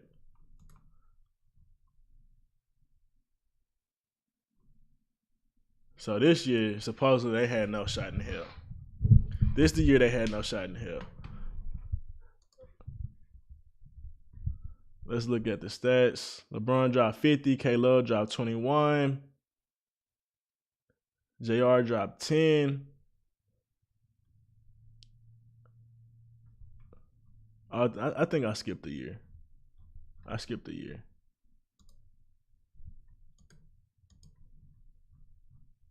2017 finals. Yeah. They 4-1 them. Yeah. This is the one they said they had no shot in hell. And I really don't agree with that one. They won. Okay, they lost game 1. LeBron dropped 28. Kyrie dropped 24. Kevin Love dropped 15. JR dropped 3. Jefferson dropped 9. Kyle Korver didn't do shit. Darren Williams didn't do shit. And I said a lot of that. Kyle Korver, bro, we know he could be a burner, bro, but just sitting in the corner, not having a lot of offensive ball movement, a shooter can get real cold in that type of offense. Oh, let me look at what they had to go against though. I'm tripping. Kevin dropped 38. Curry dropped 28. Clay dropped 6. Draymond dropped 9. Like, losing this game, it was more of a they just beat you because y'all thought they were better than y'all. We've seen both Kyrie and LeBron can go for 40. You still got Kevin Love on the team. At this rate, your 3 is arguably better than their 3 in the finals. Because I've seen Clay he dropped 37 at one game in the finals, but every other game he been average. He was average. So you got 2 main dudes you got to match. Clay and Durant. Clay and Durant. Curry and Durant. You got 2 dudes that can match them. Now it's about philosophy. So even this game and this it's not that big of a difference. And I might have to put some respect on KD's name. It's a bit of a ring chase, but you still had a competent team you played against in the finals, or what should have been a competent team. When I look at this lineup, JR could step up. Trish can step up as far as putting up more points and things like that on a board. He can get way more putbacks and stuff like that. Kyle Korver could be a better shooter. Iman could be out. Come on, bro. Richard Jefferson. These people can put up points. Just how Spencer Zeeley was putting up points. Just like Livingston was putting up points. Just like Leandre Barbosa was putting up points. But you're not getting that from them because of the system. Lose again. They lose again. When did LeBron have a meltdown on the sideline? When JR didn't shoot the ball or something. They had to go to overtime. Was this overtime game? No. Oh, okay. I think they won at home. And then they had a chance to tie it up 2-0 or something 2-2. So, all right. Kyrie, 19. See, look at it. Kevin Love is very capable of dropping 30, but once again, when you're in an inconsistent system, you're not going to get these type of averages consistently. So, yeah, he can drop 27, 30 points a game, but you never know when. And it ain't going to be consistently either. It ain't even going to be close to consistent. So, when we talk about big 3 versus their big 3, I'm starting to look at LeBron like, why do I care that you went 10 times and you had a chance? You only time you didn't have a chance as far as roster is against the Spurs, and arguably when Kevin Love and Kyrie Irving went out. But even then, how Klay Thompson and them was playing, if you had a good system, But I'll give you 2 out of the 6 losses. You still got 4 that's kind of unaccounted for. And before this, I kind of gave them a little more leeway because I'm like, you went against the Warriors 3 of them times, so whatever. They were cheating. But even then, are they really cheating when you got Kevin Love? Like, people don't really speak on Kevin Love these days, speak on his name these days like that. But Kevin Love was a big acquisition. Kevin Love could have easily been his Paul Gasol. Kevin Love could have easily been way more effective with LeBron, but for some reason LeBron and power forwards don't get along. Like, he's a good point guard, but sometimes he can isolate some dudes. He really can. He's too ball dominant. I'm just being honest. Breaking down the chemistry and the reality of basketball. Let's see. So then we go to Kevin dropped 30. Steph dropped 30, Clay dropped 20. Then you had 3 other dudes with 10 points. You can beat that. You can beat that with a good system and your dudes being able to consistently get to their spots, because that's how your offense advantageously put niggas in their spots.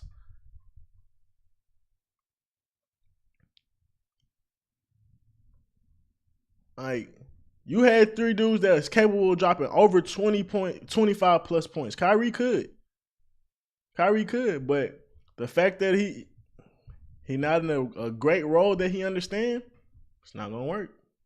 It's not gonna work. Whereas these dudes all buy in. They had 2 dudes over 30. What? LeBron could easily drop 40 any night. Irving could easily drop 25 plus any night. You're not gonna get it consistently when you talk about in the finals and playoff basketball against great teams, because they're gonna pull out your errors and your flaws. So Kevin Durant, 30, Clay 30, Steph 26. Everything after that, it's like, okay, they're just playing good team basketball. But you got dudes that's capable of matching that. You got dudes that are capable of matching that. 39, 38, 16. So really, y'all took the night off. You two niggas took the night off when Kevin Love stepped up, and y'all could have had a dub. Now Kevin Love, back to being inconsistent. Nigga had 11% from the field. Why? Because the offense that he's in.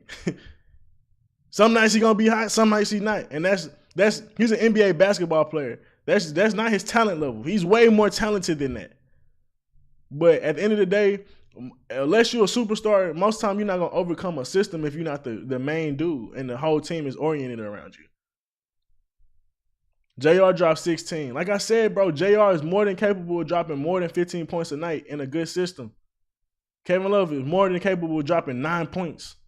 We just seen that. And then when they do decide to step up, still getting washed. Just because the team play just not at the same level. Just not at the same level. Iman dropping 3 points, like, that's crazy. Then they win this game. Look at this. Look at this. Look at this. Like, I know the series and most people's mind is over, but this team was beatable.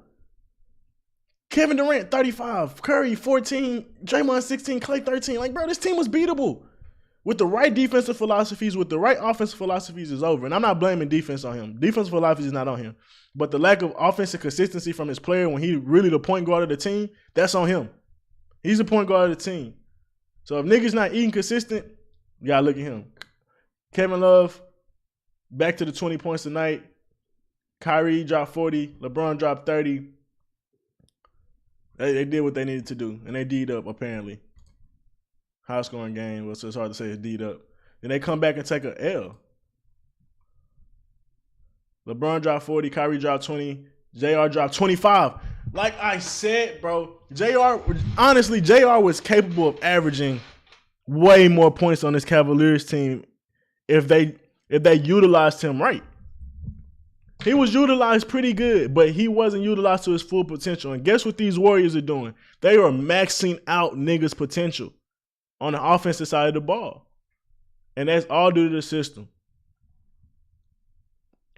Kevin Durant dropped 40. Curry dropped 30. Iggy dropped 20. But once again, they big three outplayed Joe big three. And I don't really look at it as a just big skill difference. Because Kyrie can match Curry any day. Kyrie can match Curry any day in the right system. LeBron can match KD any day in the system. Kevin Love, Kevin Love could match Iggy. He can match Clay. Who you want as far as putting up points.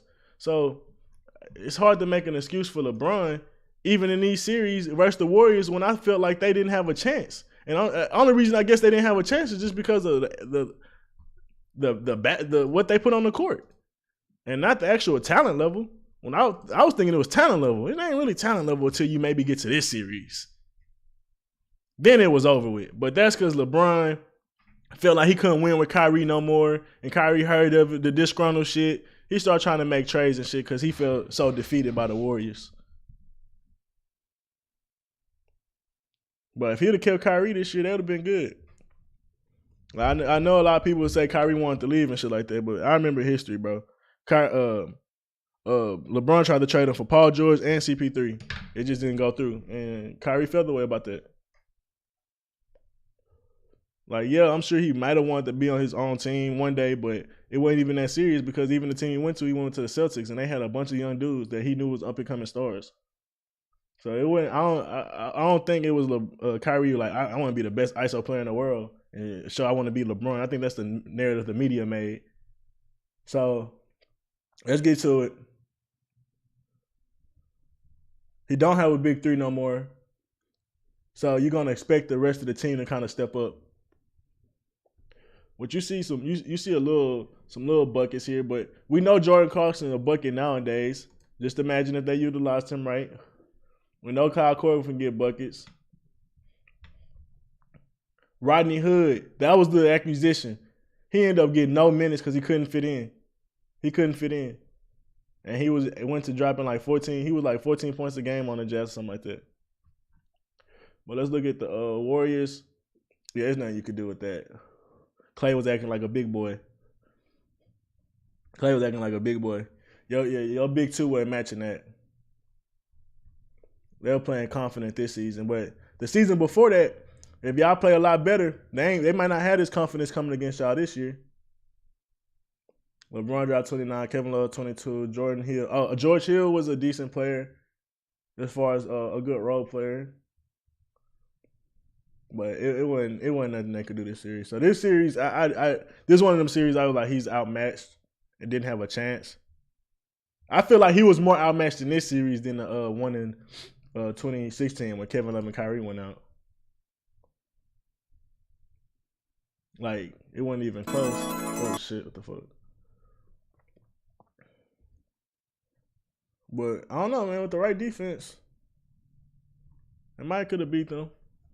He dropped 40. Curry dropped 11. Like, what the fuck? Kevin Love had 20. Yeah, Kevin Love was consistently a 20-point scorer in this series, which showed he was being underutilized and still being underutilized. He still could be getting more than that. He could have been like AD. Like, he should have been dropping 25 plus. And we see AD's in his struggle when LeBron being ball dominant. He don't be as efficient. Let me see. Rodney Hood ended up dropping 15. JR dropped 13. But once again, I don't think they would have won this series, but maybe they could have won 1 or 2 games with a better system. Maybe. Then they basically mailed it in here. And then after I check this, there's one more thing I'm gonna check. I'm gonna go through the East. We're gonna go through the Eastern Conference standings and just go back and check some of the teams out. So he got 2-0 twice. He got 4-0 back to. Oh, he got 4-1, then 4-0, then Golden State beat them. Okay, all right. So now I want to look up Eastern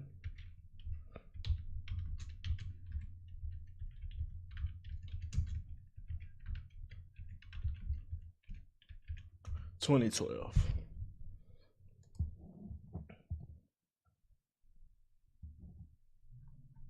I said the standings. How the fuck?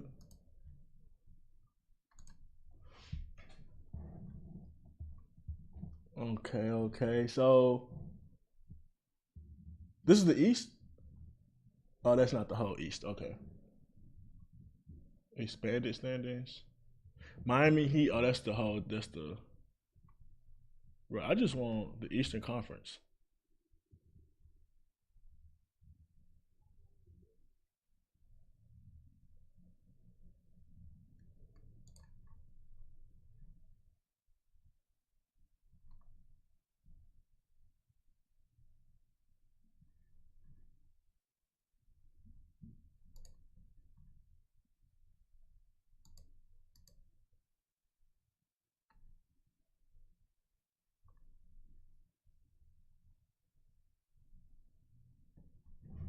All right, I need to go somewhere else.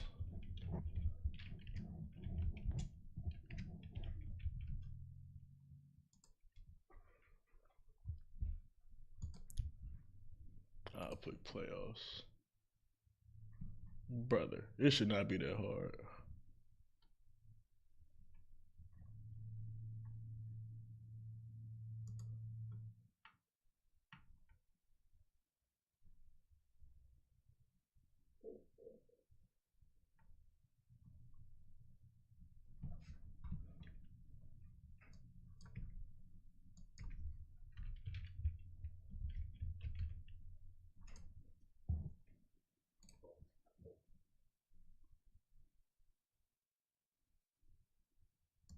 I really don't understand why they're putting all of the standings together.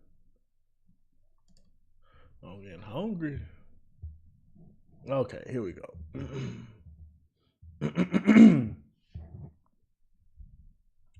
Miami Heat So I said the East was weak, right?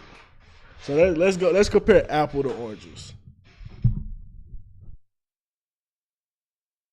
This was the old Boston Celtics team.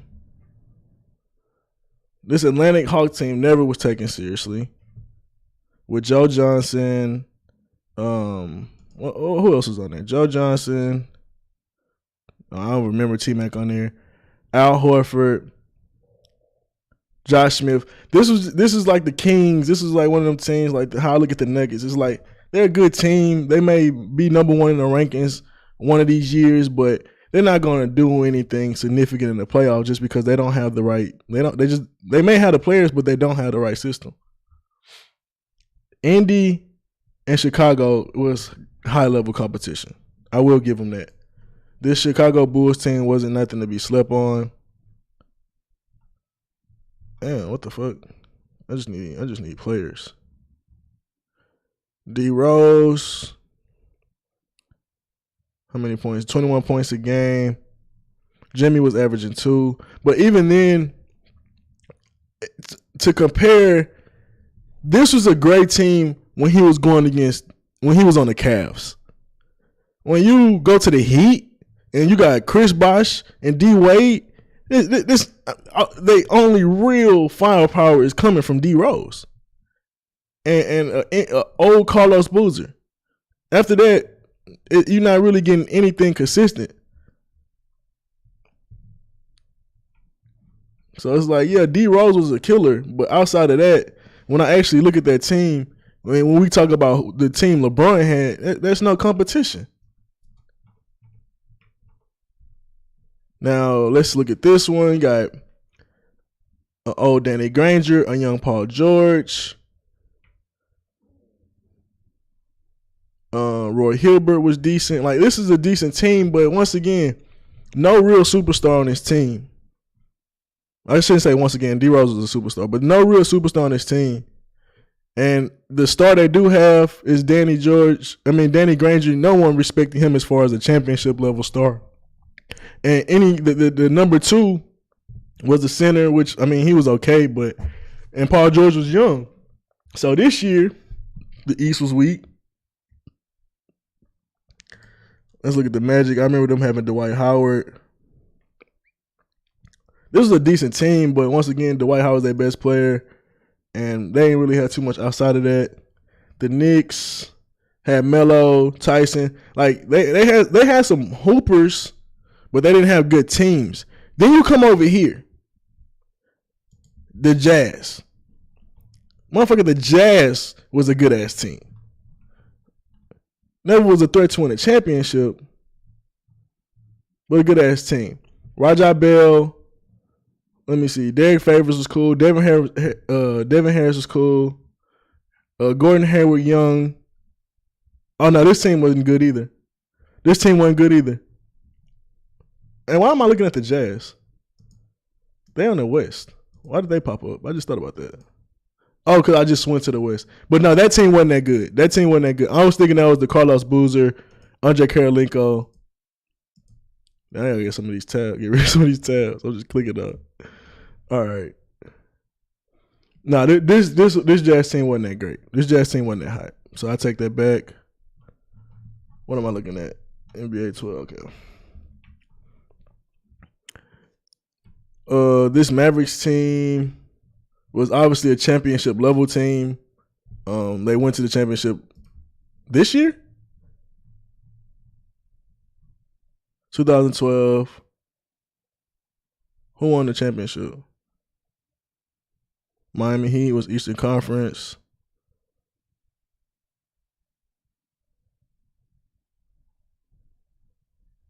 Miami Heat won this championship against OKC.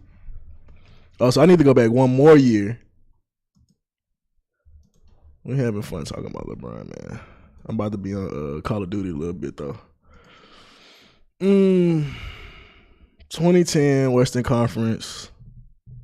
OKC was good. Oh, we won't really look at the East. The Celtics was good. The Knicks was ass. Philly was mid. Chicago was good. Orlando was good. But once again, when I'm looking at these teams matched up, I'm not the Chicago's not a real contender when you think about these niggas got D Wade and LeBron and Chris Bosh.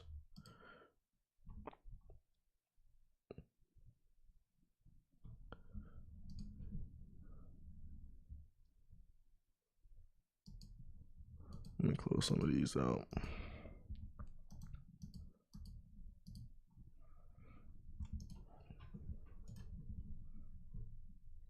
Which one was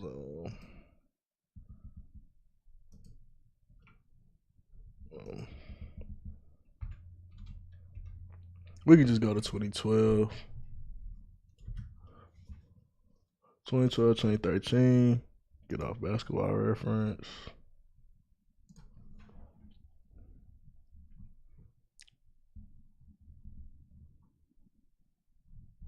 Okay, so Heat once again was the top of the standings. The second best team in the league was Carmelo, Tyson Chandler, Jason Kidd, Iman Shumpert, J.R. Smith. They got any statistics on these boys? Yes, they do. Carmelo's dropping 28, Tyson's dropping 10, Raymond's dropping 14, J.R. was dropping 17, Iman was dropping 6. Iman, I thought I was tripping. They did all play together. But I don't know what am I thinking about? JR came from the Nuggets with Melo. Okay. All right. I don't know why I feel like JR was with the Knicks before or after Melo, but I'm tripping. But JR was dropping 17. That's cool. You got one superstar, and then there's literally no other all-star on the team. Where I believe Chris Bosh was an all-star, either while on the Heat or before the Heat. So you really got 3 all-stars versus. Oh, so now them hoes popping up. Let me look at this one more time. Cause I want to look at the West compared to the East. How do I get back to reference?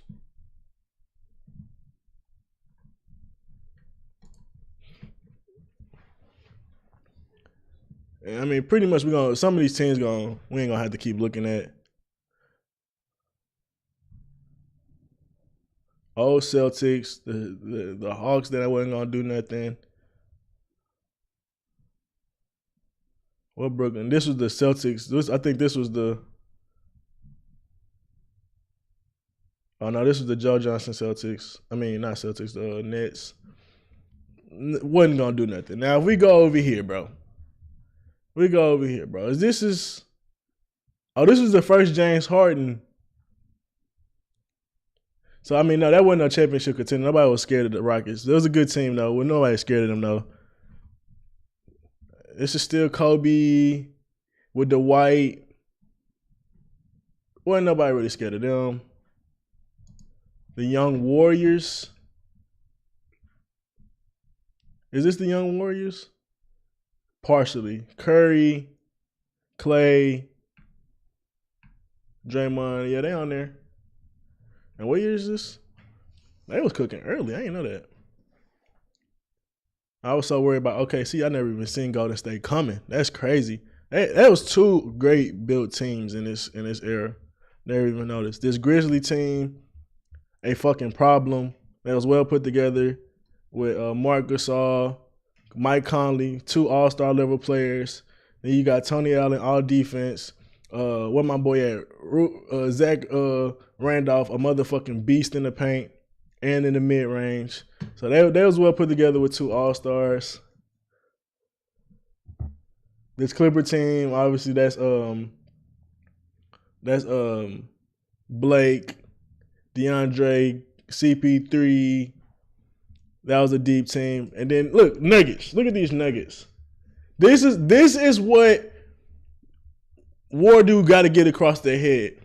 Nuggets is a great organization, but they are not championship contenders. So yeah, they may have a dude on there that makes them look great, but they always been a middle tier team, just like the Jazz. They're not a team sorry enough to be in the first, second pick of the draft, but they're gonna always hover in the middle. And sometimes when they're not hovering in the middle, they're gonna have up years. But even in the up years, no one take them seriously. This is the year after Melo got traded to the Knicks, I believe. Or no, I might be tripping, but this is pretty much the team that they put together after Melo. 57-25. Like, no one take them seriously, but the West was still that was still a good team, but no one took them seriously. Won 57 games. And then one thing I always like to notice, like 47, like 45. So the eighth best team in the this is how I always used to look at it. The eighth best team would be the fifth best team in the West down there, competing with the fifth best team in the West. And when you look at the top five, these teams are all 55-plus win teams. You only have 2 teams over 55-plus wins. That's when I be saying, like, I don't respect some of the teams as being a championship contender, but even as far as the how much the West was winning and how good teams was put together, they were 55-plus win teams.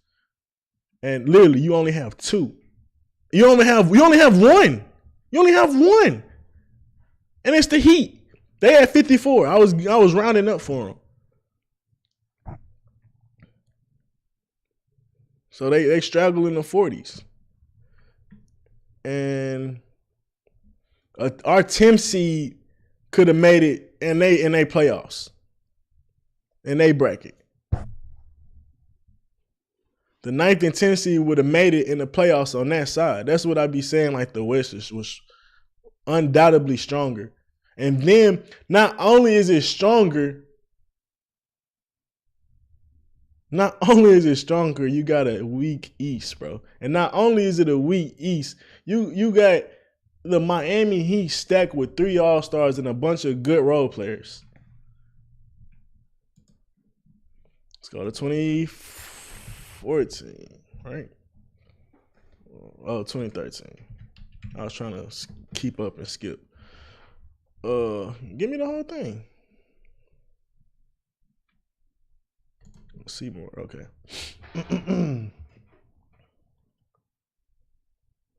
The Pacer team. This is when PG was PG. The Raptor team, no one ever took seriously with Kyle.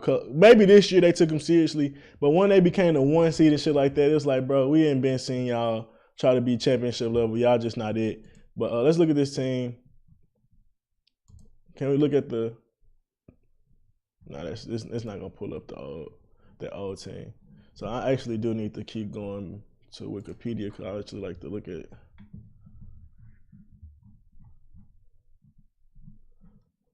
some of the players on the team. So what team was looking at? The Raptors.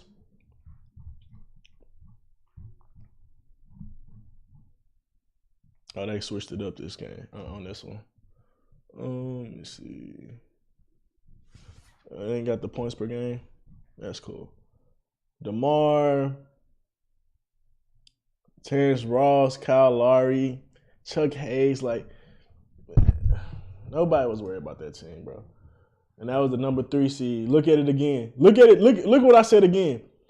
The 3 seed this time. Last time it was the 5th seed. The 3 seed wouldn't even have made the playoffs if they was in the West. The 3 seed is tied for our 9th seed in the West. I always say our because more teams I fuck with was in the West. OKC, Rockets, shit like that. And all the Texas teams. So I would say we when I look at the Western Conference. When I look at the Eastern Conference, bro, that is undoubtedly worse. You still have a championship level Mavs. You still got the Grizzlies. You do not want to play them because they grind it out. You got the up and coming stars. You got Dame and the boys now coming up in the ranks. You got James Harden and the boys now starting to cook. You still got CP3 and them. Like, bro, the level of basketball being played in the West was undoubtedly better than the East. And we want to, he had 10 straight runs. If this Heat team had to go over here to the West, it might be a chance that he don't make it, even with the 3 All-Stars on the team. Because every series you got to play some dogs. Some dogs. They highest win total is 56. They would have been a 4th seed. That would have been a 4 seed.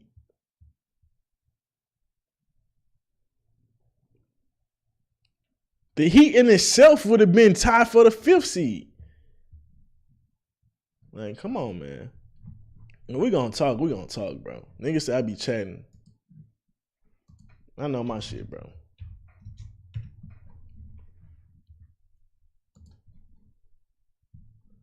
Niggas say I be chatting. I know my shit, bro. All right, like I said, them Hawk team, you're gonna become a 1 seed, like you're a middle of the pack. One of them years you're gonna figure it out and y'all gonna win some games. But outside of that, what round did they lose in? They were 60-22. They lost in the conference finals to the Cavs 0-4. 0-4. Wasn't even close.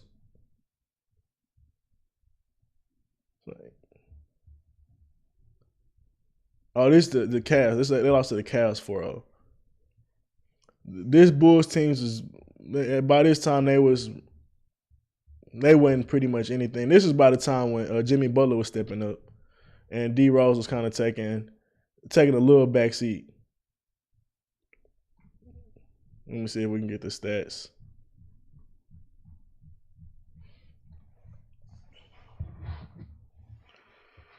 Let's see. Tony Snell? Hell no. Hell no. Tony Snell never averaged 20 points in the league. He had 20. This can't be the right team. Oh, that's Summer League. I'm like, what? The fact they got Summer League stats is crazy. They don't even have the real statistics. Okay.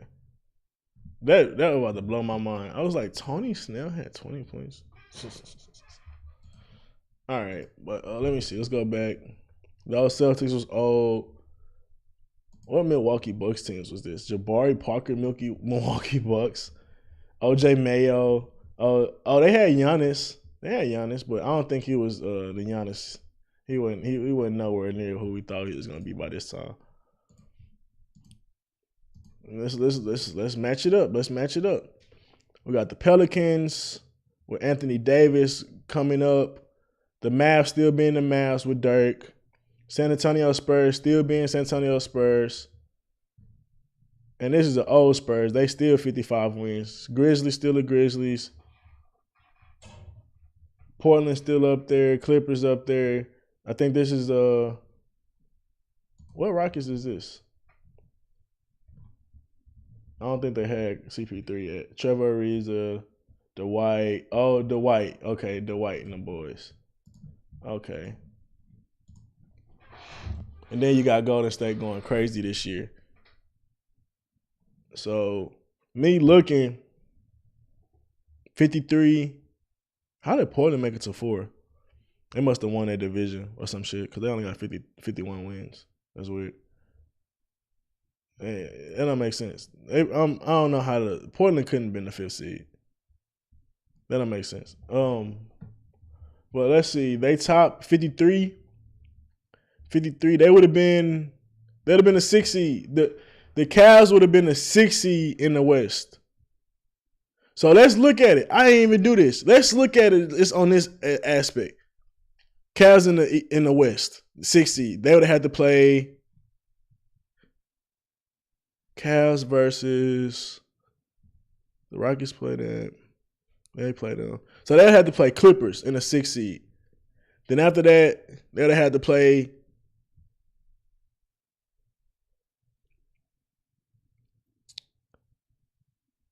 either the Clippers or they would play the Clippers. They would have to play the Warriors, Rockets. I don't know. I can't even think about how the playoffs would be matched up. I know like the one play the 8th, but I forget how it go in the 2nd round. So I ain't gonna do all that. 2015.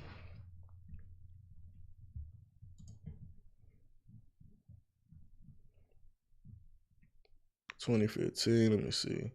Golden State, 73 fucking wins. Cleveland Cavaliers. Toronto Raptors, ass. Nobody was worried about them. And Kyle Lowry, the Miami Heat. What is this with Jimmy Butler? Chris Bosh, Gerald Green, Haslam, Joe Johnson, Amari, D Wade was still on there. Justice Winslow. Yeah, it was cool, but nobody was worried about them. Celtics was still old. Hawks was, like I said, one of them teams that nobody ever worried about. Pacers should start falling down, being a little inconsistent. Who was on this Pistons team? I remember that. Okay. So looking at this, 57. The East kind of started. The East honestly was matching up. What year is this? 2015. The East low key kind of matched up this year. 57 wins would have been the 3 seed. 56 wins would have been the 4 seed. But after that, though, the 5th seed all the way down, probably the 5th seed wouldn't have made it in the the Western Conference Finals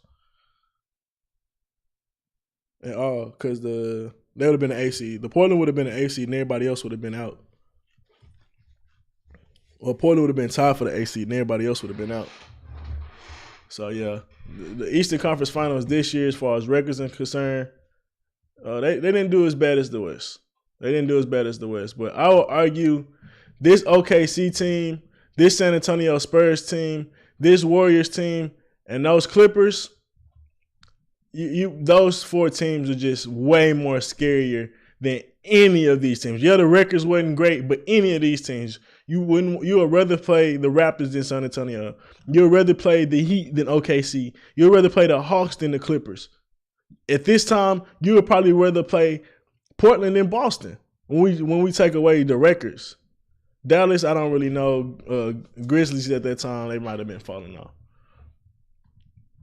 And then James Harden and them boys, they look like they had fell off that year.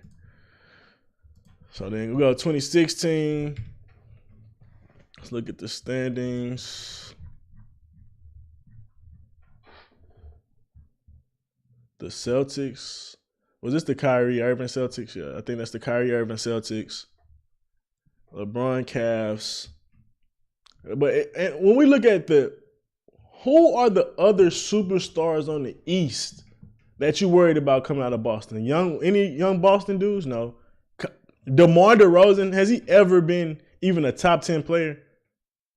John Wall, have he ever anybody in Milwaukee or the Hawks been a top 10 player? Like, let me look over here. Same. No top 10s. D-Wade was out of his prime. Even Paul George, do you consider him top 10 player in the East?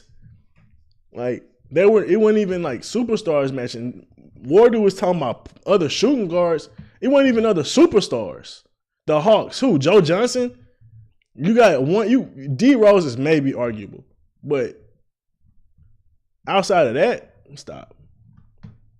Now looking at the West, come on. I'm just trying to go back. 2014. Yeah, bro. What other superstars? There's no super. Paul George wasn't a superstar at that time. He was an up and coming star. No superstars on the Raptors. D Rose. Yeah, bro. What are we talking about? Like, East wasn't even close. So now we on 2016.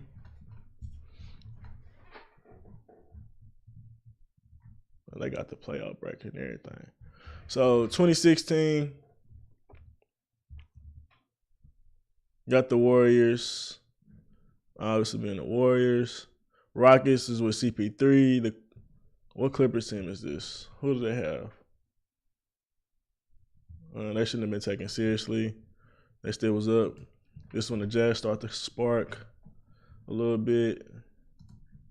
So yeah, West wasn't as dangerous in 2016 or 2015. Looked like I still take 2015 Western Conference Finals. Western Conference standings and top teams over the East. But this one, it's a lot closer. OKC fell down to 47-35. Oh, this was injuries. For sure. Let's match up. They 49th. So the 4th seed would have been the 6th seed in this year. And once again, this was a decent Boston Celtics team, but they were very young. Kyrie was just getting there for the first year. That was a big threat, but it wasn't it wasn't a threat like the Golden State Warriors or the Spurs as far as being a team put together, or even the OKC Thunder when they were healthy. So when I look at superstars on this side, outside of the Celtics, you wouldn't worry about Raptors still. You still wouldn't worry about the Wizards. You still wouldn't worry about none of them teams, especially when you talk about other superstars to match you. Like, literally, they was like, oh, maybe Kyrie points and shit can match them. But other than that, bro, Boston Celtics, they didn't have even a superstar really to match. And everybody knew that.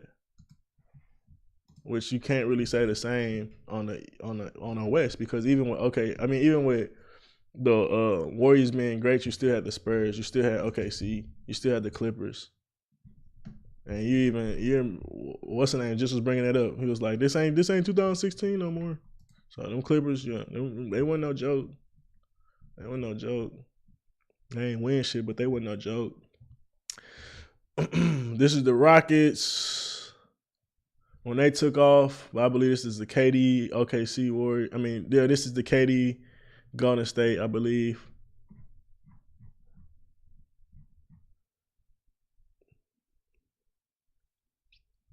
Portland with Dame, they were decent.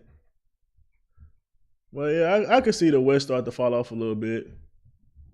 But even then, the East is, even when the West fall off, the East is still slacking as well. Because once again, they 6 seed wouldn't even have made the playoffs. They 5th seed, Indy, they was cool. The Cavs obviously was with LeBron, but they didn't have nobody else. That's when he had George Hill and all them.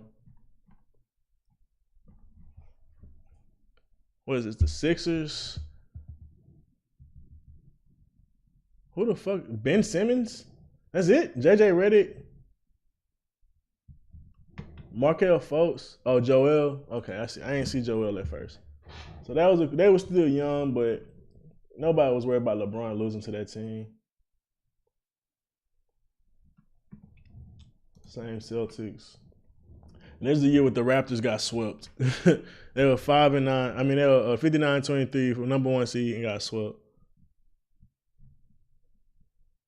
Got swept. And look, Indy, like I said, I'm calling it how I see it, bro. Indy, what was they? A 5th seed. They was the truth. They was the truth and gave Cleveland all they could work with. LeBron almost lost in the first round. He got out of it. Toronto wasn't shit. And then Boston had, obviously, Kyrie and a bunch of young talent. Outside of that, it wasn't nothing. But, damn, New Orleans swept the Portland Trailblazers. I remember that shit. That shit was horrible for them boys. But this is when the East starts to get good. But once again, now LeBron in the West.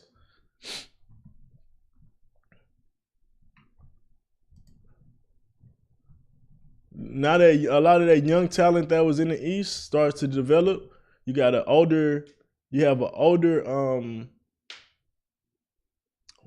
Giannis. This is the team with Kawhi, I believe. Jody, Paxal, and Kawhi. Yeah, it's the team with Kawhi. So they were a lot better. The Sixers, when Embiid had got a lot better. The Celtics was still figuring stuff out, but they were a lot better as far as being older. And Jason Tatum was basically a star now. And then the Pacers was, I think, what's the name, was in OKC at this point. Yeah, they were just a decent team, but they didn't have any stars. And then it falls off. Let's go to the West, where LeBron's at, right? Oh, I clicked on the Clippers. I'm going to click on the Lakers. LeBron James. So he comes to the 8th seed and is the 8th seed. He comes to the Western Conference and is an 8th seed. No, they didn't even make the playoffs. I keep looking at the Clippers. They didn't even make the playoffs. His first year, they didn't even make the playoffs. No, there's a lot of young talent around it, but it's no excuse.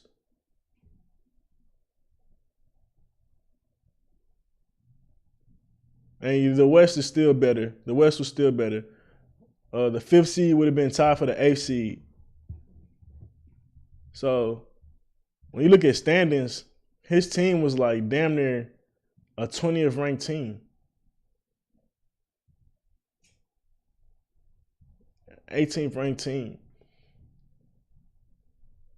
But it was more even as far as Milwaukee is a great talent.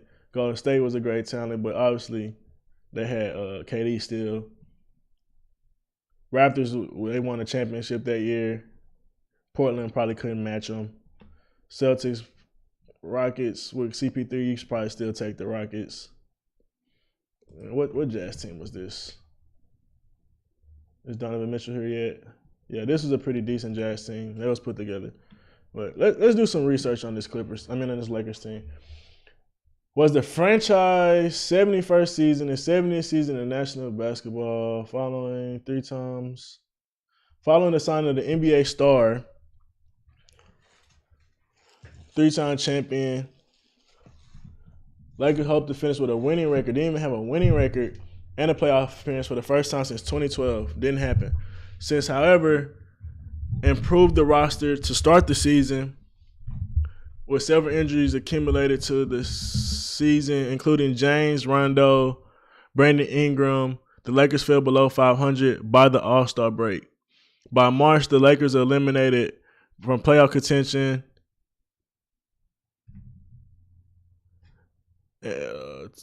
Extending the postseason drought to 6 seasons straight, even after improving the 2017-2018 by 2 games. It's the first time that James missed the playoffs since 2005. So he went from making the finals to missing the playoffs, which, I mean, he needed the rest, but still. So my thing is, like, LeBron had teams that undoubtedly some people would say, like, with George Hill and them, they just didn't have the talent. Or when he went to the Spurs, they just didn't have it. When he played against the Spurs in 2007, they just didn't have the talent.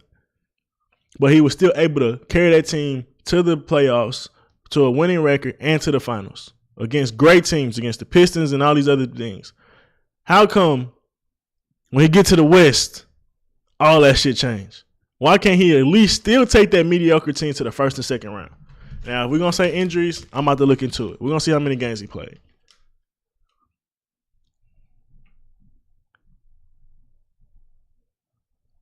Lonzo only played 47 games, which was your starting point guard. That's tough.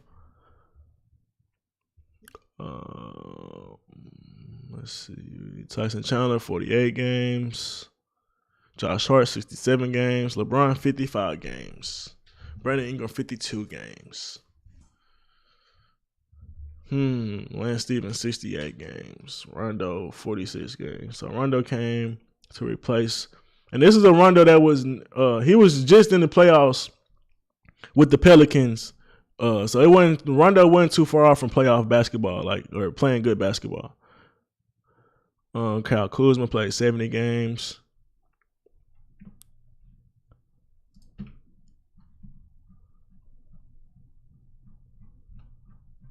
Man, that nigga got the biograph, bro. Whoever on this nigga Wikipedia is the truth.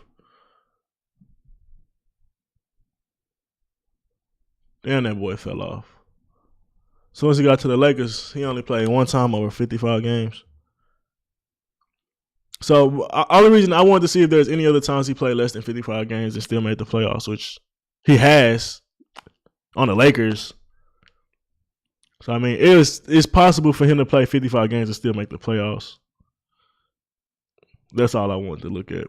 But it wasn't in the era that I could really use, that I really would. Like, if that happened in Cleveland or one of these years, he had 55, it'd be a better case. But even with the Lakers, playing 55 games, that gives you, let's say, if you play 55 games, LeBron James, right? How many games did it take to get to the playoffs? Out of 55, that means you could have only lost 7 games out of the 55 you played. That's tough.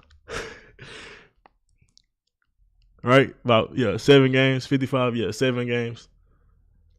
Or 6, actually. 7, you would have been tied or whatever.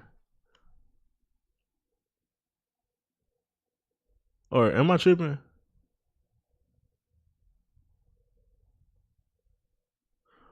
They said that was 12 games back.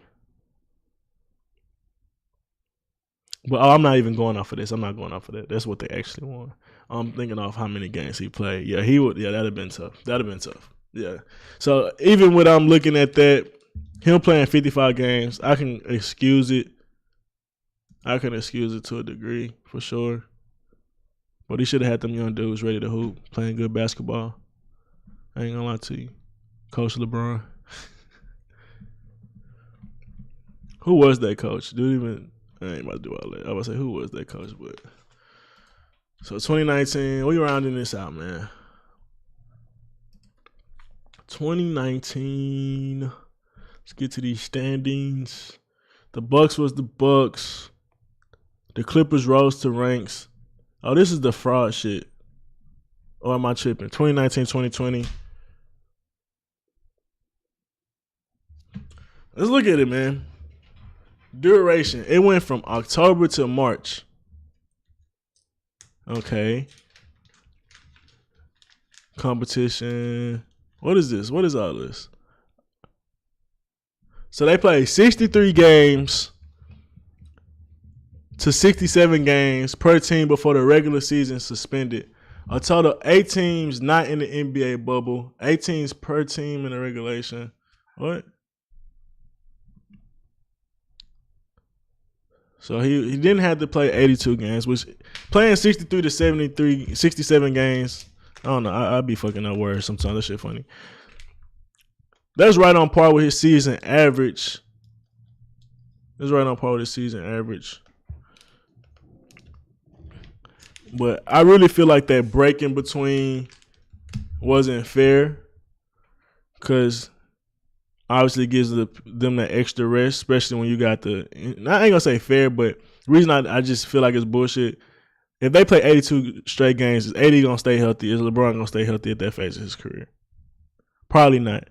There was a lot of circumstances that led to them getting that championship, along with, like I said, not having a fan base there, not having to travel on the road games and things like that in the playoffs like that.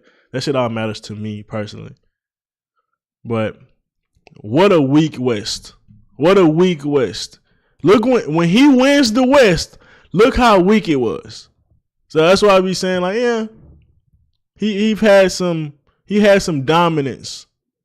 But when we talk about and nitpick things like you have to when we talk about the greats, bro, this has to be in question. This whole look like the East again. Well, it's kind of even, but it's usually we see it was 55 to 50 plus wins a game from at least the 6th to 5th seed up. Now it's only one 50 overall ranked team, so clearly the team play wasn't as elevated.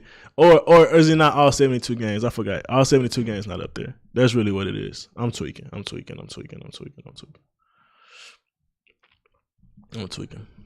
72 games not up there. So I can't make the argument. Do they have the playoffs bracket and shit? I just would love to see this.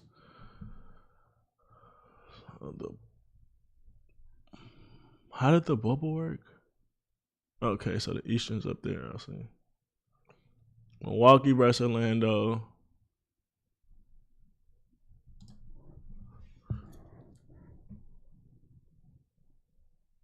The Bucks was 53-9 early in March before losing 3 straight before the season was suspended during COVID.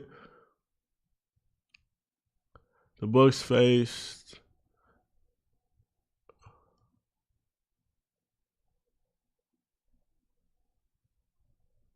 on September 8th when the Bucks season came to an end against the 5th seed.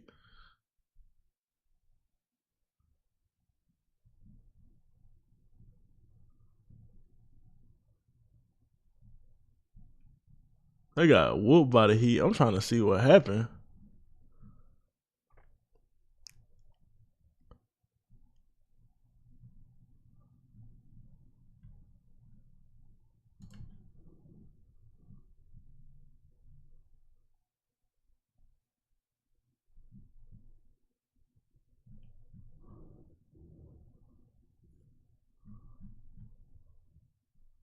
I'll just say it.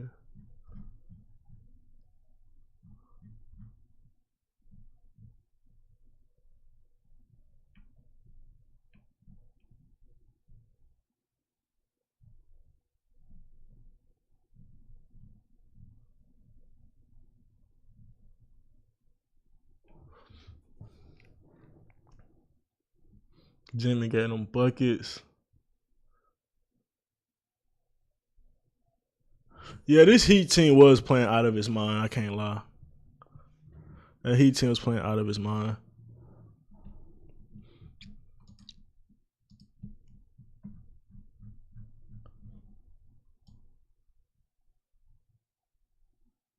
I always question how serious did players actually take the bubble. Like, would they play harder? Would they have played better if it was an actual championship game? Because I just, if we were talking about a regular season, I just don't see Miami being able to pull themselves together to beat that Milwaukee team. Same with that Boston team. It just feels like something was up with the East for Miami to just come take that away. But maybe they just was that put together. And then let's see, Lakers, they beat Portland, which wasn't shit. They beat the Rockets with James Harden and Russ. And then they beat Denver, which was like, come on.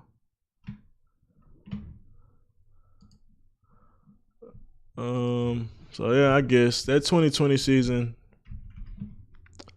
it changed LeBron. It definitely helped LeBron legacy for sure. But I honestly don't know how many people really respect that ring as far as like real basketball aficionados. Like, I know LeBron fans respect it, but East was weak again as far as less than 50 wins. Or did they not play a full 82 again?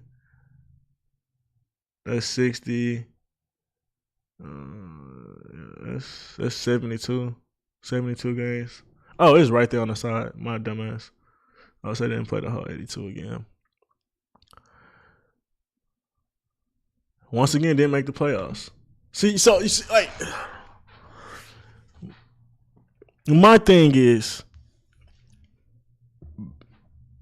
basketball and sports are obviously a microcosm of life, but they also embody, like, what have you done for me lately? Also, it like embodies, like, what else am I trying to say? It embodies like,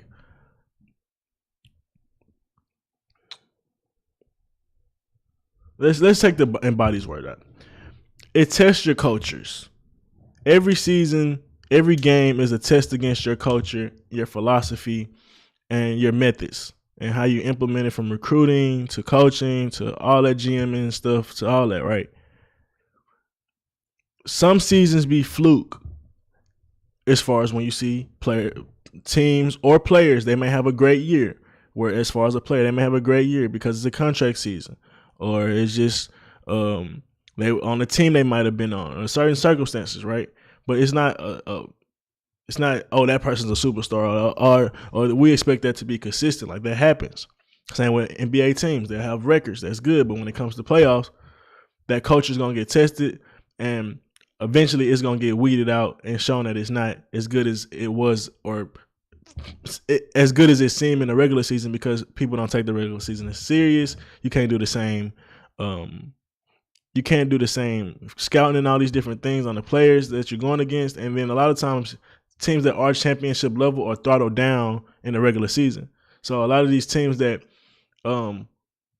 especially when you consider 82 games, a lot of teams that you would consider to be great or consider to be probably the better team, they're not really focused on dominating the regular season because they've done that before, and they know that's not really what it's about when you want to have longevity. So a lot of these teams that aren't really championship made won't get those certain tests, or will get to kind of skate by on certain games because people not taking them seriously. Because real playoff contenders know, all right, we'll see y'all in the playoffs. And other people, they just, they have a good year and they beat them, but it's not that it should be respected by the whole NBA. So a reason I bring that up is LeBron losing his first year. He lost his first year. Didn't make the playoffs, right? 2019, this was the championship year. 2018, didn't make the playoffs. It was the 10th seed. Okay, so is that? I feel like that's an embodiment of the culture. That's my case against LeBron. 2019, anomaly. Why? Because of the bubble. Whatever happened, happened.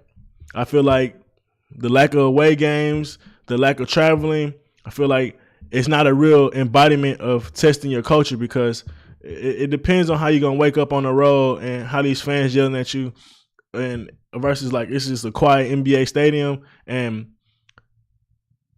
it's a lot of different things and a lot of different dynamics in sports on why a game is won and lost a lot of times. Like somebody was literally just mentioning that DeMar Rosen's daughter was the reason that the Bulls won the game because of just the energy she brought on those free throws. They literally missed like 18 straight free throws. But energy in the game or energy by the fans or the energy of a culture or just in general, when you go on away and when you go on a home court, those things matter. Those things matter. So when you don't have that at play, it feels a little different in this 2020 season. But they still did have a good record, so it's hard to knock it. But then you come back into 2019 or 2021 season, and they back missing the playoffs. Or am I tripping?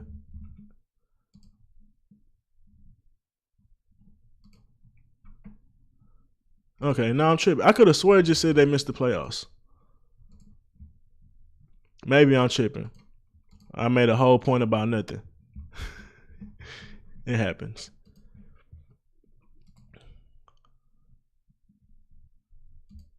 Let's see. So 2020, 2019. This the bubble season. 2021. Okay, that was a 7 seed.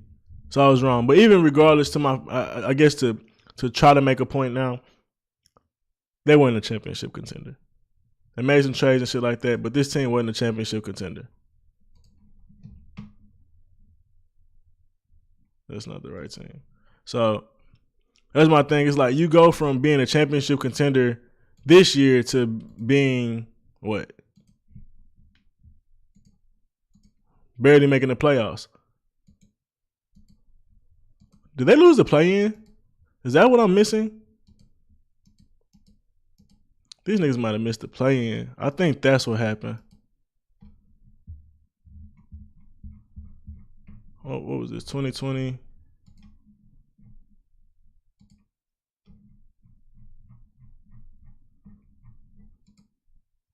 Let's go to 2021.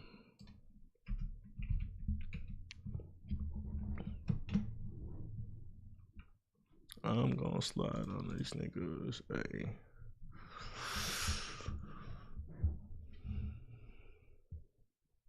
Okay, so they made it into the play-in. And then how did the play-in go?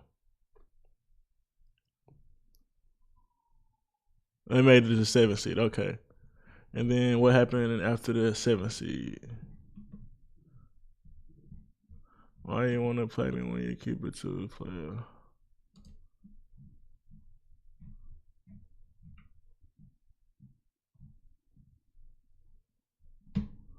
Uh, 2017, 7th. They lost in the first round to the Suns. Let's check out this series. Oh, that's not the right.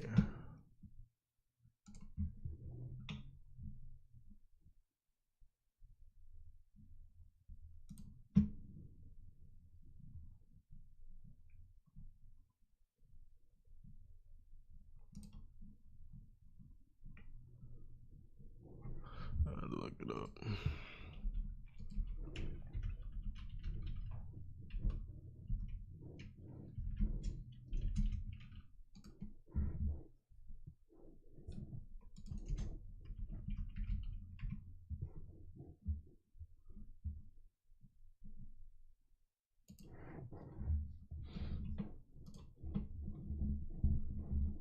Let's look at it. Like I said, power forward struggle with LeBron from time to time. Stroder 14, Drummond could drop 12. We know Kuzma can give you 10. Caruso, like no, it's no excuse. You got 2 stars and you got role players, and I know for a fact Wesley Matthews had a burner. Montrezl Harrell could get you buckets at any given time because he's a hustle player. Kyle Kuzma, we know you can. He can. We see what he's now. And even this year, he still was giving buckets. Caruso had an up year and got paid because of this year. Caldwell Pope was Caldwell Pope. He'll make some shots. He had good role players around him, unlike years before. And then what? We're going against Devin Booker and Miles Bridges. Chris Paul dropped 7 points. He had 8 assists, salute, but 7 points. And the backup point guard had 5. So it wasn't like the point guard role was giving you anything. AD can't match up with Aiden? No. LeBron can't match up with Booker? There's no reason niggas should have lost in the first round. There's no reason. And even outside of the backups, no points really scored. Like, nothing crazy. Not in this era. Like in the 1990s, that'd have been crazy. That'd have been great. Your backups scoring 7-8 points a game. Not in this era. Anthony Davis, there you go, 34. LeBron 23. So LeBron just looked like at this point he might have been, chilling. Struder 24. So we know Struder could get a bucket. So in the right system, you should be able to beat the Suns. You got the players. Ain't got the system. What game is this? Y'all beat them again. Booker dropped 19. Aiden dropped 22. Like, this team was beatable by all metrics. Bron took a step back to let AD eat, and that was important. The 2 games, AD went off. LeBron took a seat back chilling. And that's cool. That's cool if it's going to lead to wins.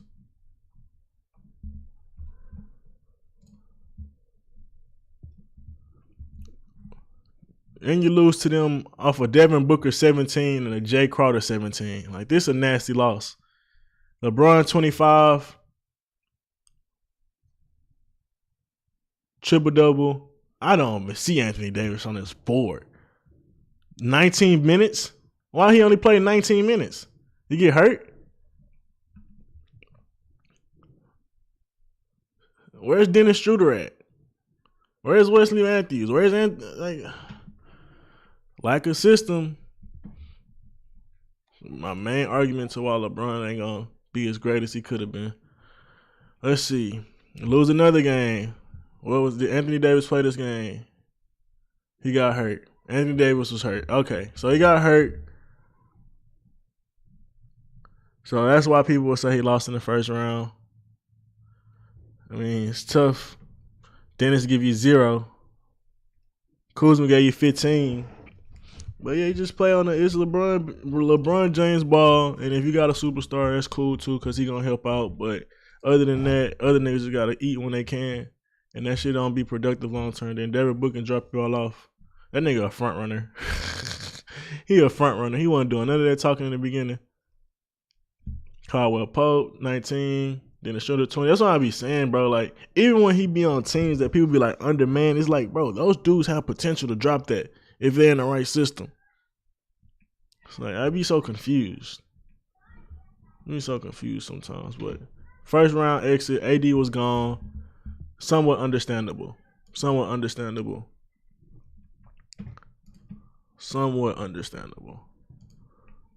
I still think LeBron should be able to beat them boys by himself. Like, that wasn't a crazy team. 22 NBA standings. We're on the last season. Didn't make the playoffs. This is the Russell Westbrook edition. And we can blame Russ as much as we want, but there's no reason. Even with Russ sucking it up as they say he did, 18, 7, and 7. I wish they put turnovers up here. Well, I'm sure his turnovers wasn't too far off from LeBron. I guess he played 56 games. Anthony Davis played 50 games. At the end of the day, that's not going to be enough. That's really what this is. He started losing to attrition. 56 games, didn't make the playoffs. It just gets tough after this. Like, I get the longevity thing for sure, but only can go so far, man.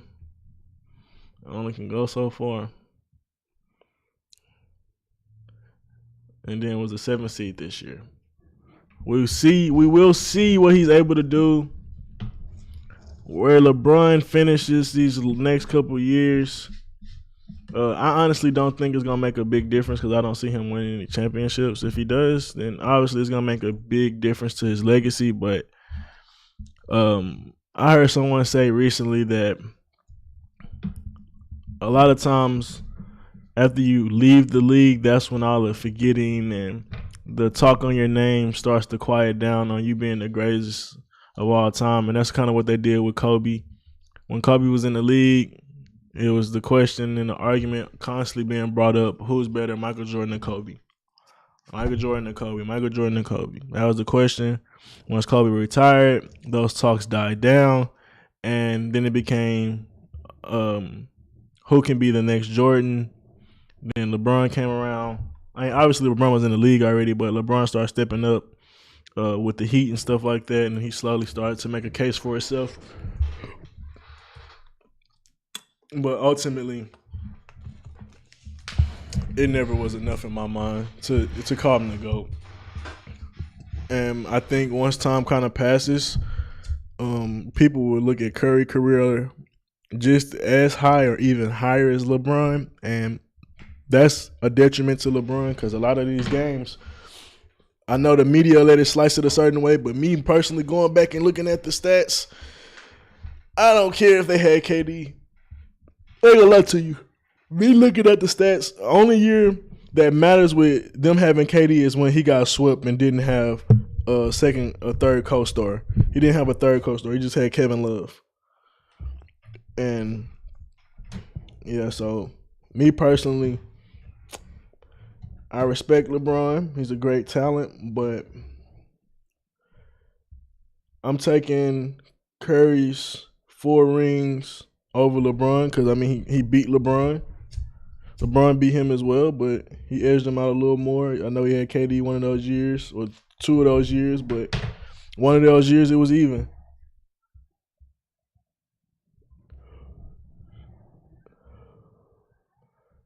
And he also beat LeBron for his first championship, right? So, yeah.